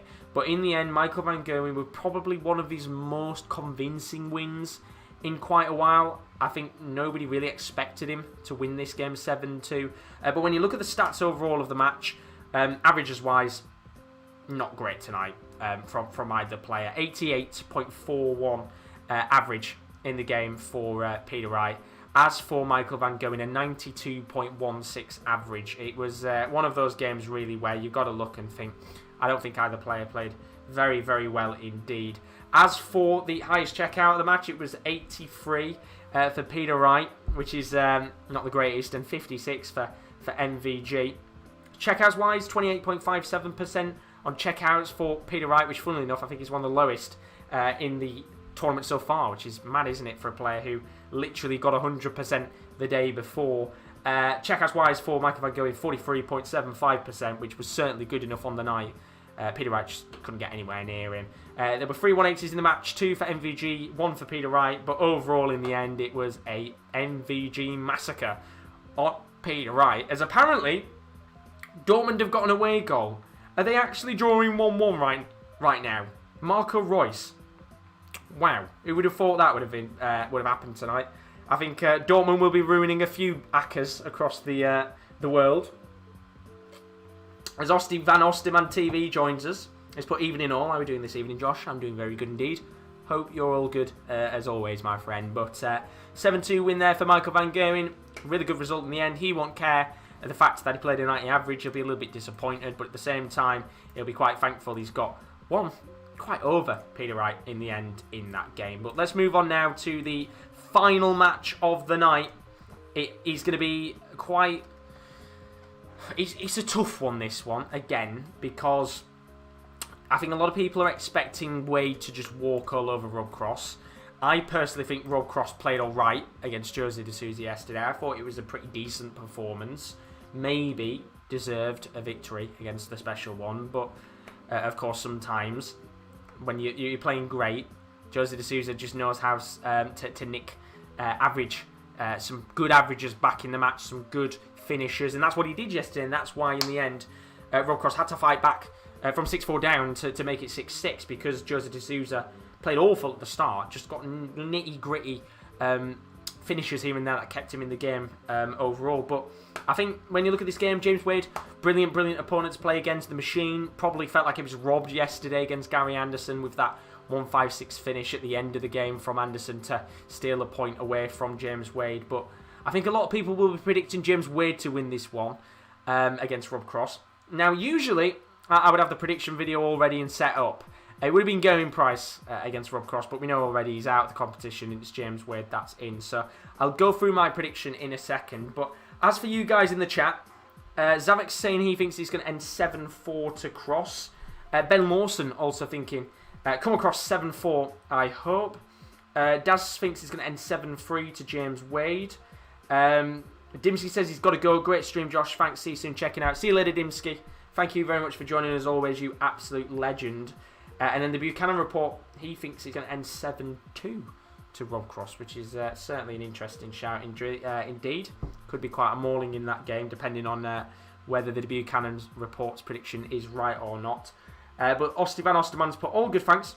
Played some webcam online games with Justin Pipe's son. Oh, wow. He smashed me up, but was all good fun. That was in the afternoon today. I bet that was nice. I'm not going to lie, I'd love to play darts, but my dartboard is absolutely destroyed right now. So in a week or so time, when everything dies down and I've got a bit of time to play darts, I'll probably buy a new dartboard. But I'll tell you one thing, I'm looking at it right now, and I think Simon Whitlock must have been in my house and using his darts. It's obliterated. It looks awful. But going into this game, James Wade against Rob Cross, my prediction for this match, I'm going to go for a James Wade win. I personally think Rob Cross played alright last night, and I think if he can get a little bit of consistency going, maybe get another point on the board tonight, Rob Cross will feel a sense of optimism. And he came into that interview after his match last night against Jose de Sousa, and he said at the end of the Premier League last season, he didn't want to play. And that's fair. I guess when you're in that situation where you know you're probably going to get booted out the tournament on Judgment Night and get relegated, there's not really a sense of urgency to play, is there, and fight for survival. But he's in a very different position this season. He's got a lot to work towards, Rob Cross, in terms of defending a lot of prize money, which he can't do in this tournament. But most importantly, just keeping up his rankings and being up there with the very best. We've seen he can play great darts, and he's a very enjoyable player to watch at times, but we've not seen enough of it. And of course, this tournament could be a great opportunity for James Wade to go out there and bring that confidence that he has and what he had a few years ago overall. But I'm going to go with James Wade win. 7-4 to James Wade. I think Rob Cross will give him an okay game, but I would ultimately expect James Wade in his finishing, more importantly, to be much better than Rob Cross. But looking in what you guys have been saying in the chat today, Osti Van Osterman says mine's mashed up as well. When he gets to my birthday on 18th of April, I'm going to ask for a Mission Samurai dartboard, since most people I know have that board. Well, I've got a Windman Masters board. I don't know what's happened with it. It's strange. As I said, I don't know if it's because the sunlight has been exposed on the board, but I said it yesterday. It's the 20 section on the board was completely fine. And then I think I just looked at it at one point. It might be 2-1 Dortmund as well, because I've heard Rowan screaming and shouting. I don't know if you guys could hear it. I think it might be 2-1 Dortmund. But the 20 section on the board, it was like a little section on it which had opened up, and it's strange. It's like the board's pushing outwards. Do you know what I mean? And the all of the stuff inside the board's coming out. It's weird. The easiest thing to do would be to show it you, but I don't think the wire of the camera's long enough. But yeah, apparently City are 2-1 down. Although Daz has just retracted the comment. I don't know whether it's because he saw that I'd said it, or whether the goal's been disallowed or not. But no doubt Rowan is going absolutely mental on his stream right now. Oh no, apparently it's Foden. 2-1 City. Well, I mean, Rowan will not be happy with that at all. He'll be absolutely frustrated with that. Rowan being a Dortmund fan, of course. But 2-1 City. I'm guessing it's quite late on in the game now as well, which will be even more frustrating for Rowan with the scoreline going that way. But yeah, it's weird with the board. And he's done it in another section as well. It's in the middle of the, like towards the bottom left-hand corner of the 5 bed and the 20 bed. There's like a little bit of it that's raised up and looks like it's just going to pull out. I don't know what it is, whether it's heat and whether heat on the board has caused it to raise up in those sections. But nowhere else on the board has risen up to that extent. It's just the 20 and the 5 bed. Whether it's the darts that I'm using and maybe the excessive force that I use has caused the 20 and the 5 bed to maybe just raise up a little bit and kind of break. I don't know, but that's all the talk I need about my dartboard. I'll get another one. They're quite cheap anyway. But what would be the best board to buy? I don't know what the recommendation would be. I know, Chris, you play a lot of darts. Osty as well, you play a lot of darts. What's the best dartboard to buy? Because as I said, I don't want to buy another Wingman Masters one if he's going to end up in the same state again. Because I can use it right now, but the 20 bed is an absolute bloody mess. It's awful. It's awful indeed. But let's go on to this last game now. As I said, James Wade coming up against Rob Cross in a moment. I'm just going to take a quick toilet break because I've been sat here for about, 3 hours now and I haven't taken a break. So just give me 2 minutes. I'm going to take a quick toilet break. We'll get underway with this game and then I'll be back in just a few moments' time. See you in about 2 seconds. Don't go anywhere. Should be good.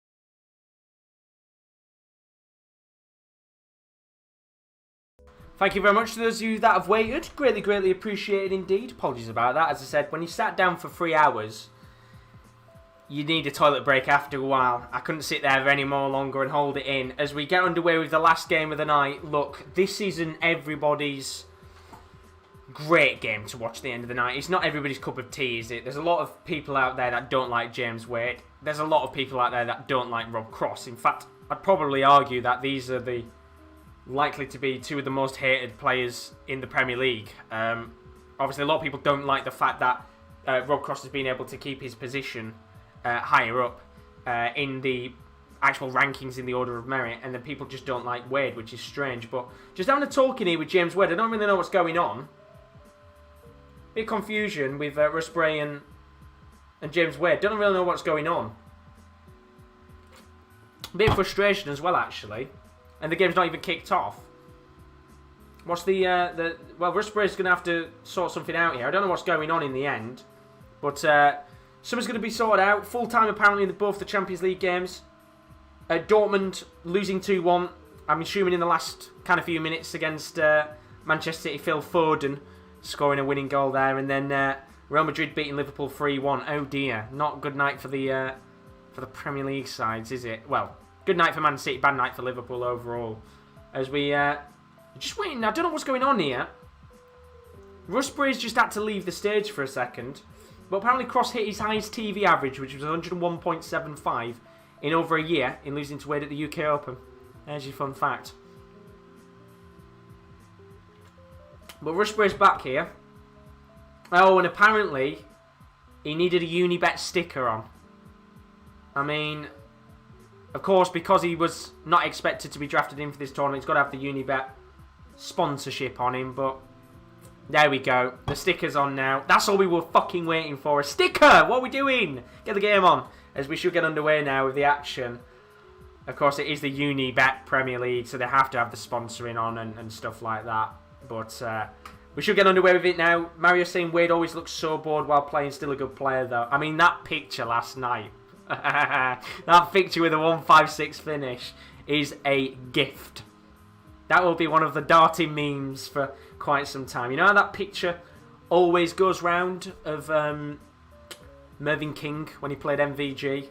That picture against Wade will be going around for quite some time against Anderson. The look on his face was unbelievable. But we get underway now with the action. Wade taking on Cross in the final match of the night. The gins, they're not getting to me, but I'm starting to get a banning headache. No doubt, probably from the gins, which means they are taking effect. But no, look, I would expect Wade to go out there and get a good result in this match. If he can get himself a win on the board tonight, I think he'd be quite happy with how he started off. It would be an expected win against Rob Cross, who, look, hasn't been in the greatest of form. But maybe, it might be a good case tonight for Rob Cross to go out there and get a good result of his own. As Wade on here, maybe, for a 180 to start the match. As Rushbury tonight again on refereeing. I assume then Kirk Bevins isn't around because he's not refereed a single game tonight. Hopefully we'll see Kirk Bevins again soon because he was on yesterday. But Rushbury now, I think this is his third match of the evening he's refereed. And it is indeed, it's Wade's birthday today. 38, I think, which is mad because this man has been around for donkey's years. If you're a football fan, he's the Alexandra Pato of darts. He's literally ageless, isn't he? He could play for another 10 years, maybe more if he wanted to. But is this going to be a birthday treat? Or is this going to be a pretty rubbish end to his birthday? As I've noticed as well, they've moved the iPads. We were having this debate yesterday. Of course, they've got iPads for the players with the tables and such. They've moved them again. Put them under the table now. I guess with bottles of water on, you don't want to electrocute yourself. And it's Daz's birthday as well. Happy birthday, Daz.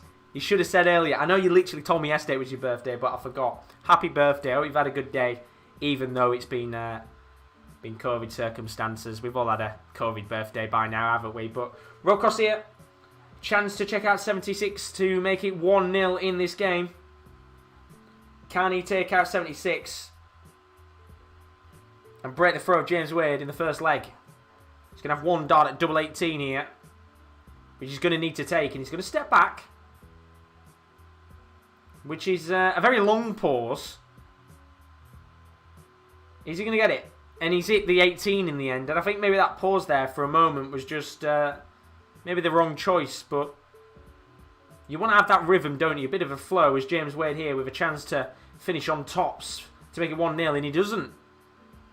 So Rob Cross here, coming back with a chance at double 9. You'd expect him to take this out and take that 1-0 lead.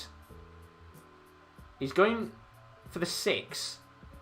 So he's going to go for double 6 instead.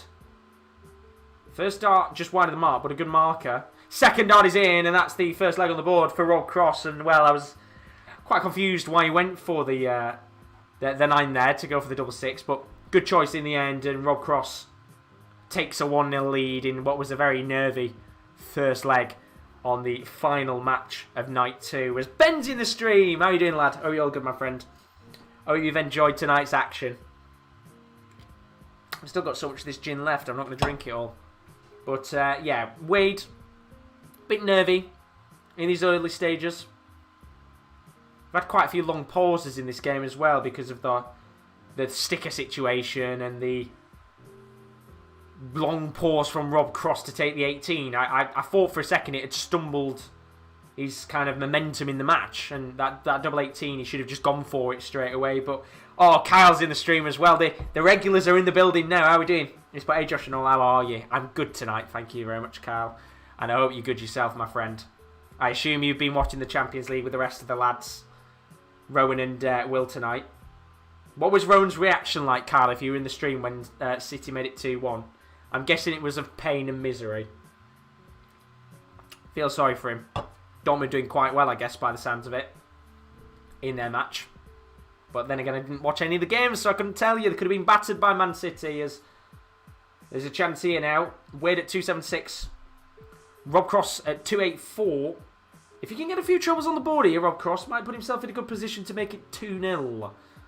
Which he does. Gets himself a treble 20 and treble 18. And he's down to 151. James Wade going to have to match with a few trebles of his own, which he doesn't really. And he's down to 195. So 6 starts in hand here. 151 for Rob Cross. Gets treble 18. Needs treble 19 double 20, which he doesn't get. But he will be coming back with a check out at 24. And Wade going to have to try and put some pressure on Rob Cross, which he only gets 100 to leave 95. So a chance for 2-0 here. Double 12, 3 darts in hand for Rob Cross. James Wade, of course, never really shows a reaction on his face, but he will react now because Rob Cross is 2-0 up in this game. And this is a very good start indeed for Rob Cross.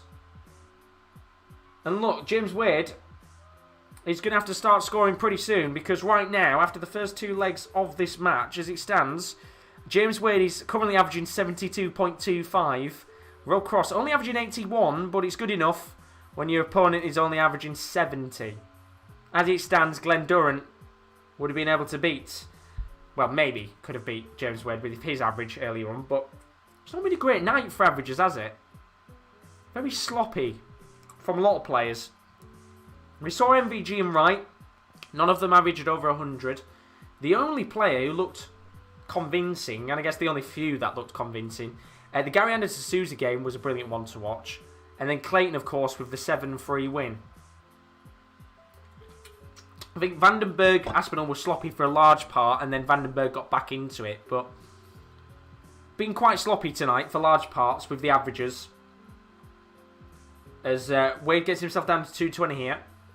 Rob Cross at 310. And Kyle's put pain and disparity. Feel for her. Give him a pat on the back to make him feel better from me, Josh. I'll get one of the lads to do it. No, honestly. Unlucky for him tonight. Not what you want, is it? But the fact that they've got the away goal on the board is massive. Because to get a goal against Man City is hard enough. But to get an away goal and to still be in that tie, look at the Liverpool game. I think a lot of people will be thinking Liverpool are going to be out of that now after that 3-1 defeat. Dortmund is still in it. And maybe surprised a few people as we get the first 180 of the match. It goes to Mr. Rob Cross, who gets himself down to 70. James Wade at 120 here. And he's only going to get 60. So a chance now for Rob Cross to make it 3-0. Treble 18, double 8 needed for a 3-0 leg lead. Gets 18. Gets 20. He's going to have one dart here. A double 16. This would be massive for Rob Cross at this early stage of the game. And he makes the most of it. It's 3-0. Rob Cross. Beautifully done from the world number 5. And this is good play from Rob Cross. And look, tonight he's not been the greatest of night for averages, but a very good start for Rob Cross here. And he's making the most of his treble visits to the board. He's getting a lot of trebles, and that's why he's always getting himself a little bit of space between himself and James Wade. And Wade being 3-0 down will begin to start to worry, as he's got to get himself back into this game quick, or else he could end very similar to the Clayton and the Van Gerwen games that we saw a little bit earlier on this evening. He's got to dig deep, that's for sure. As that was saying, does really having a good season. He's not, is he? It's a shame for him, but I tell you what, Kyle will need to pat on the back as well tonight, because he'll be even more fuming that his team have lost 3-1. Poor tonight from Liverpool, no doubt, but 140 here from James Wade. He's down to 261 after 6 darts. Rob Cross at 267. How's this game going to end?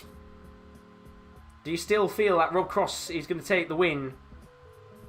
Or could James Wade get himself back into the match? We'll have to find out, as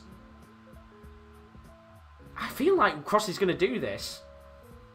There's just not been a good enough performance from here, Wade. We're now into leg number 4. He's averaging 83.10, which still isn't good enough when Rob Cross is averaging around about the 90 mark now, which, look, 90 still isn't great, but when you're averaging 7 points more than your opponent, you're always going to be, 2-3 steps ahead, as there's a chance for a 1-6-1 finish from James Wade. Gets treble 20, but he's not going to be able to check it out, so a chance here for a 4-0 lead for Rob Cross. Treble 17, double 8 needed. He gets 17, gets 18, so 1 dart at double 16 for a 4-0 lead. He steps back again and just stops the momentum, which I feel like he's one of those where he should probably go for it, which he misses it, and now a chance for James Wade to come back.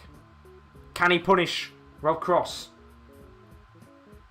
He's gone for 8-16. He's going to go for tops, which he doesn't get. And Rob Cross now, 3 darts at double 16. He took that pause a moment ago. It might have actually helped him in the end. And look at that reaction from James Wade. You don't see reactions much from him, but that is a sigh of pure disgust from his performance.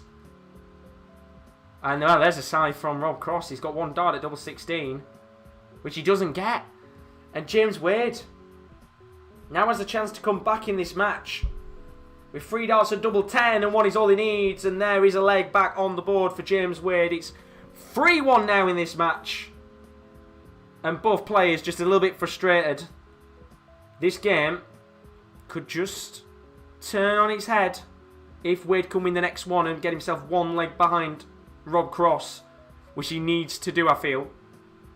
If he goes 4-1, and you start to feel like maybe Rob Cross can run away with this game. I'm saying that, Rob Cross here, he's going to get himself a 140 to start off after 3 darts. Going 1 better than the 100 that Wade got just a few moments ago. Wade's going to match up with 100. He's down to 301. If Rob Cross can just maybe get another 140 here, he'll find himself in a very good position. Gets another treble 20 on the board alongside a 20, and does get that 140. So he's down to 221 after 6 starts. And this game just starting to liven up now a little bit more. Currently only an 81 average for James Wade. Rob Cross at 89.53. Both players will be certainly frustrated with how they've played. As Kyle's put, even though we're rivals, I feel for Will. Hopefully Liverpool can play better next week for him. Unlucky for both of the lads tonight. Didn't go their way, but Bayern Munich, PSG and Porto Chelsea will be quite interesting tomorrow. They're going to be covered live on the channel with Kieran L and Kieran D, so don't miss out on that if you're a big Champions League fan. But the tournament that's on here is the Premier League of Darts, Kyle. So to make it easier for you, basically the 17 nights of action taking place over the next 2 months. So I'm going to be, I think this week is Monday, Tuesday, Wednesday, Thursday, Friday that it's on. And it's basically just a Premier League format, really. I think after 10 or 12 nights, we go to what's called Judgment Night. And basically what happens on Judgment Night is 2 players get booted out of the Premier League if they finish in the bottom 2 on points. So they get relegated, basically. And then after that, we have Playoffs Night, which is, as we said, semi-finals and finals, which comes up at the end of May. As Rob Cross takes a 4-1 lead with a 66 checkout on a double 18, and James Wade must have surely not been thinking in this game he was going to go 4-1 down. But he is. And he's got some work to do here with an eye roll from James Wade himself. And Rob Cross smacks in a 180. And here we go. This is Rob Cross. This is what we want to see from him. And you can tell there certainly is a bit of belief in his performance. He might not be averaging high scores tonight, but he doesn't need to. And James Wade just seems flat tonight. Really flat. I've never just knocked him on my gin. That'd have been alright. Would have probably set my laptop on fire, but It's been flat, hasn't it, from James Wade so far? Always seems to be hitting with one of his darts like a 5 or a 1. And that's been his problem. Rob Cross seems to be hitting the trebles quite well. James Wade struggling, which is not something you get to say often. And now, Rob Cross here in the driving seat to maybe even go 5-1 up. James Wade at 3-3-1. Rob Cross at 1-6-7. You feel like here, maybe, Rob Cross could make it 5-1, which, again, who would have thought that? So Rob Cross here, 1-6-7, doesn't have to check it out. He's going to have at least 6 darts in hand to do so. Gets the 20, which means he's not going to be checking it out. So he'll try and leave himself a respectable finish, which he doesn't. Only leaves himself at 108, so a chance here maybe to allow James Wade back into this leg, which he doesn't take the most of. Only gets 57, and again, Rob Cross is going to have 6 darts in hand here at the 108. Weird day, this one. Not been a great day of action, in my opinion.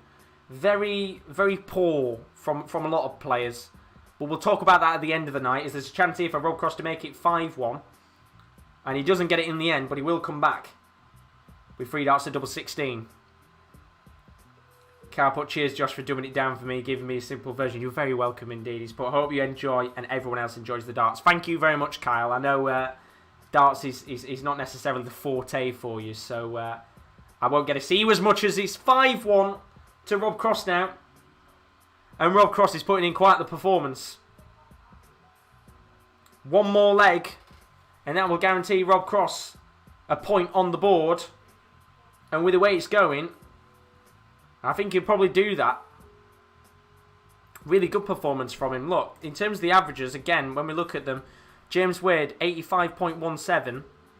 Rob Cross, 88.81. It's not great, is it? Mario saying, can you imagine if it was Wright v Wade tonight? Oh my lord, fucking hell, we'd be here all day, wouldn't we, if it was Wright v Wade, with the way that they're both playing. Can you imagine if it was like Dozer v Wade, if they were playing in this standard? We'd still be on leg number 2. As Rob Cross is defying expectations. And those odds, remember, as I get it up on the screen, the odds for Rob Cross to win actually dropped last night. He's now 25-1 to win the tournament. I think with a performance like this, that might drop around about to the 20s mark. I'll have a look at the end of this match tonight and see how the odds have changed slightly from everything that's been going on. And we'll talk about that at the end of the stream as we break down all the evening's action. But Rob Cross here, just allowing James Wade back into the match. Only gets a 60 to get himself down to 201. So if Wade can capitalise here, might have a chance to get a second leg of the board, which at 140 will put him down to 101. It does beg the question. Of course, we're only 2 nights in, so I don't want to sit here and say, oh, should have Wade practiced in the long run. No, because he never expected to be here. It was one of those where you just get called up unsuspectingly as he checks out a 101. So I'm not even going to ask that question, as that's the first ton plus finish of the day for James Wade on the board. 5-2 now. And all he can keep doing is getting a few more legs on the board to try and fight back for a point. What will Rob Cross do, though, to respond? He needs to make sure he doesn't allow James Wade back into this game, as he looks for a 180 here, Wade, and doesn't get it. But a 140 will do. The thing is, if he can break the throw of Rob Cross, it will make for quite interesting few legs. Make it 5-3, and then Rob Cross might start to have a few doubts in his head.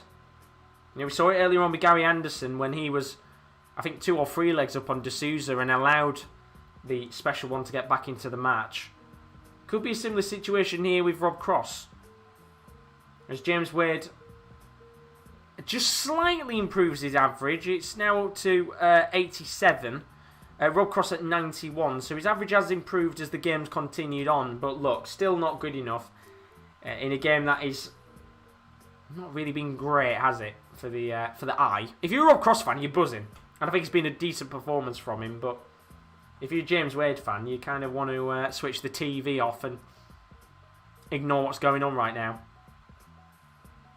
So 170 finish here for Rob Cross. I mean, that'd be quite the spectacle, but he's not going to be able to take it out, unfortunately. I wonder who will be the first player to check out that 170 if we do get one. But he is down to 36 here, and he's going to have at least 6 darts in hand to check out and make it 6-2 and guarantee a point. He's been a much better player than James Wade has been. So double 18 for a 6-2 lead and minimum of a point, which he will get smack bang in the middle of the double 18 bed, and that is a point on the board for Rob Cross. And now he's got a chance to take all 2 points in this game against James Wade. And, you know, every single time he goes up to the board, Wade, it's huffs and it's puffs. And he hasn't been blowing any houses down tonight, that's for sure, because he's been a real stinker of a performance from the machine, who's just switched off, I think. And all he can do is, look, try and get a few more legs back on the board. Try and unnerve Rob Cross. But when you've got to get 4 on the bounce now to take a point, it's not going to be easy, is it? As Rob Cross looks to end this game once and for all. I know Zavex was hoping that Rob Cross was going to win this game, and he's certainly putting in one of the better performances tonight. I don't think that's hard to really top. I think probably you'd have to say tonight the best performance was from either Clayton, maybe Gary Anderson as well. I think was a good performance from him. There's not been many good ones, as there's a chance for a 180 in the game for Rob Cross, but he gets a 140. So Wade at 181, Cross at 223, and a chance maybe here for Wade to make it 6-3. He gets 123 to leave 58. He's going to have 6 darts with Rob Cross back at 223. But then again, Rob Cross here looking for a 180, which will put some right pressure on. And he does a 180 to put some pressure on Wade with 2 darts at tops. And it needs to go. 1 dart at double 10. And it doesn't go. And a chance here for Rob Cross to take his first victory of this season's Premier League, with a chance to check out at 43. He could go 11 and double 16. He's actually hit 8, which means he's going to have 1 dart at double 16. He pauses, which has been his worst enemy. Will it be his worst enemy now? Yes, it will. Those pauses, he shouldn't do it. And a chance now for this game to continue on, which it will, as James Wade puts his first dart into the double 10 bed, and it's 6-3, and a mistake there from Rob Cross. He was going for 11 and he hit the 8. And now will the doubts begin to creep in for Rob Cross after those mistakes? I think that's the 3rd time tonight. He's tried to step back for the moment, compose himself, and it's not worked out for him. As James Wade smacks in the 180. And that is a big moment in the game. That's 4 now in this match. And Rob Cross will just be thinking in his head, I should have probably been off the stage about a minute or 2 ago. But James Wade here, looking to fight back. Will he be able to do so? That's the question. It's very nervy. Wade at 2-2-1 after 6 starts. Credit to Rob Cross, he's done very well to match with him. He might get a 180 of his own here, which he won't, but a 140 will do. He's down to 87 after 9 darts. And fair play to him. He has stuck with Rob Cross all the way, but now it's looking like Rob Cross might be able to take it here. He's down to 87, Wade at 161. Treble 17, double 18 needed for Rob Cross. He gets 17. Gets 18, which means he's got 1. In fact, he can't check out. He will have to rely on the fact that Wade doesn't take out the 161, which is something you should never do with a player of James Wade's quality, because he takes out the treble 20, but not the treble 17. Kazas, sorry Josh, I have to ask, do you have enough supply of gin for all the darts watchalongs? I do, yes. I had about 10 cans in to supply me over the week. I might have to go and buy more, I'm not going to lie. But chance here for double 8 for Rob Cross, which he gets. And Rob Cross will be taking home a 7-3 victory over James Wade in a game that, look, it wasn't the greatest match in the world for either player. But look, Rob Cross, a big victory for him in the end. A real good confidence booster for him on the night. And look, there wasn't many convincing games overall, but Rob Cross will be quite happy with that result. James Wade will not be happy at all. The machine not coming up tonight with a good result at all. And we will, of course, talk about that game in a second. 7-3 to Rob Cross, but very quickly, of course, I will update the screen and we'll go over all of the results tonight that we've seen in the Premier League. Because, look, we got wins, no draws, which is quite different.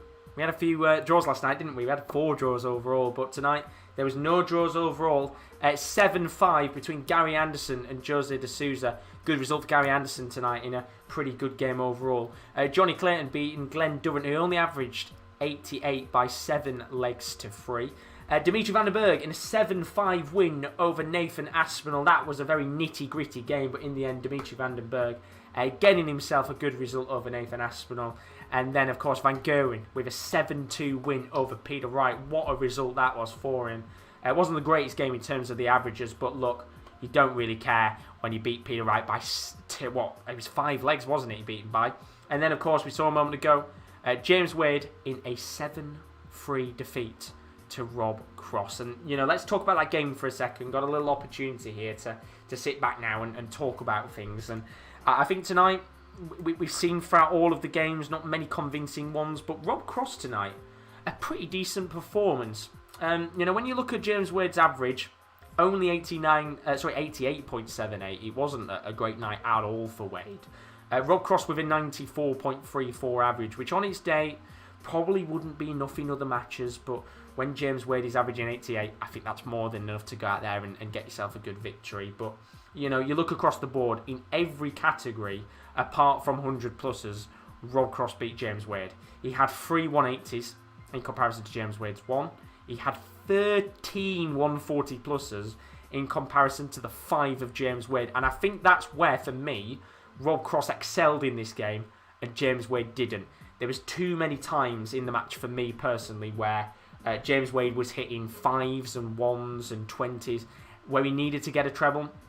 And I think a lot of times Rob Cross was able to capitalise on those mistakes from James Wade and hit the trebles consistently, which allowed him to push forward in most legs and win quite convincingly.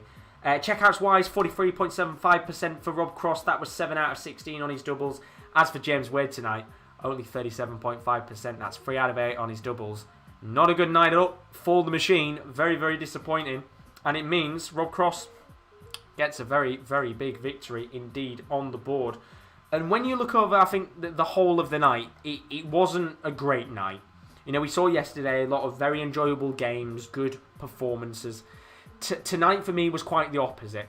The Gary Anderson game at the start was a brilliant match to watch, really enjoyed it.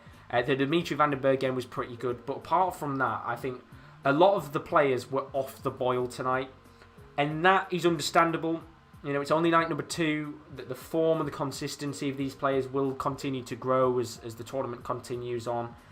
And this is kind of the performances I was expecting at this stage of the competition. Very gritty, very rough matches overall. But as this tournament continues on, when we get to those later stages, I think we will see some much better games overall. But they are the games for tonight. Don't forget, we've got more content to come over the next week on the channel. Take a look at what's to come. There's lots of football and darting action over the next week.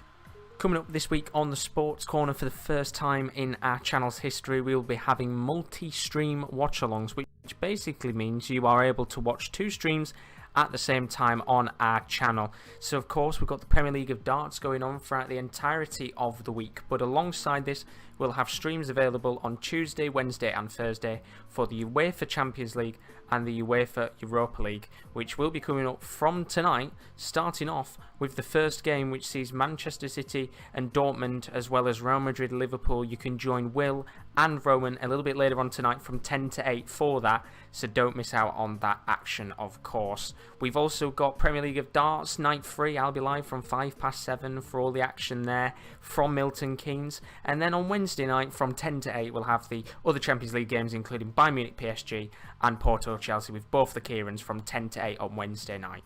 Thursday night, we'll see night number 4, the Premier League of Darts. That's once again with myself. Before on Thursday night at 10 to 8, all 4 of the Europa League games will be covered live on the channel. That's the quarterfinal first leg goal show from 10 to 8 with the Sports Corner team. So there's a look at some of the content to come over on the channel in the next few days. Don't forget, tomorrow night the Champions League is back once again. We'll have our live multi-stream option, which means you'll be able to watch 2 streams at once, of course. Bayern Munich taking on PSG and Porto against Chelsea. 2 very good games in the Champions League. Going to be joined by both Kieran's for that. They'll be live from around about 10 to 8 UK time for all of the Champions League action. But as for those of you in the stream, don't forget, if you're new as always, as Kyle's putting in the chat, the absolute legend that he is, if you want to check out our social media, our Twitter is @the_top corner. And our Instagram is _sportscorner_. I would highly recommend following both those pages. You can find out on those social media pages when we go live on our YouTube channel, as well as checking out our website, thesports-corner.com. It's a little bit quiet right now on there, but don't worry, we'll be putting more articles up in the near future. We've got lots of features that are well worth checking out that we've written over the last few months. Don't forget, tomorrow night I'll be back from 7:10 for all of the Premier League of Darts action. What a day we've got tomorrow. An all-Scottish affair. But first of all, tomorrow night begins with Rob Cross coming up against Michael van Gerwen. That should be a brilliant game. Both of those players coming out with comprehensive victories tonight. What about Glen Durrant? Finds himself in a really tricky position. The only player to be currently sat on 0 points. He comes up against Dimitri van den Berg tomorrow. That game is going to be quite an interesting one. The Belgian looking pretty dominant so far in the group stages of the Premier League. Match 3, it's an all-Scottish affair. Peter Wright is up against Gary Anderson. What a game that one is going to be. That is the mouth-watering clash tomorrow night in night number 3. Match 4, we'll see Nathan Aspinall coming up against James Wade. Both players coming out with pretty disappointing results tonight. Who will bounce back tomorrow? And then to end the night, it is a debutants match between Jose de Sousa and Johnny Clayton. Of course, you don't want to miss out on all of that content. We'll be live tomorrow from around about, as I said, 5 to 7:10. But as for now, I want to say a big thank you to all of you guys in the stream. As always, if you are new, don't forget to leave a like and subscription on the channel. We are now at 2,000 subscribers, so we're pushing towards 2.1k. Crazy I get to even say that. But once again, have a fantastic morning, evening, or afternoon, wherever you are. And we'll be back for more darting drama tomorrow. See you later. Good night.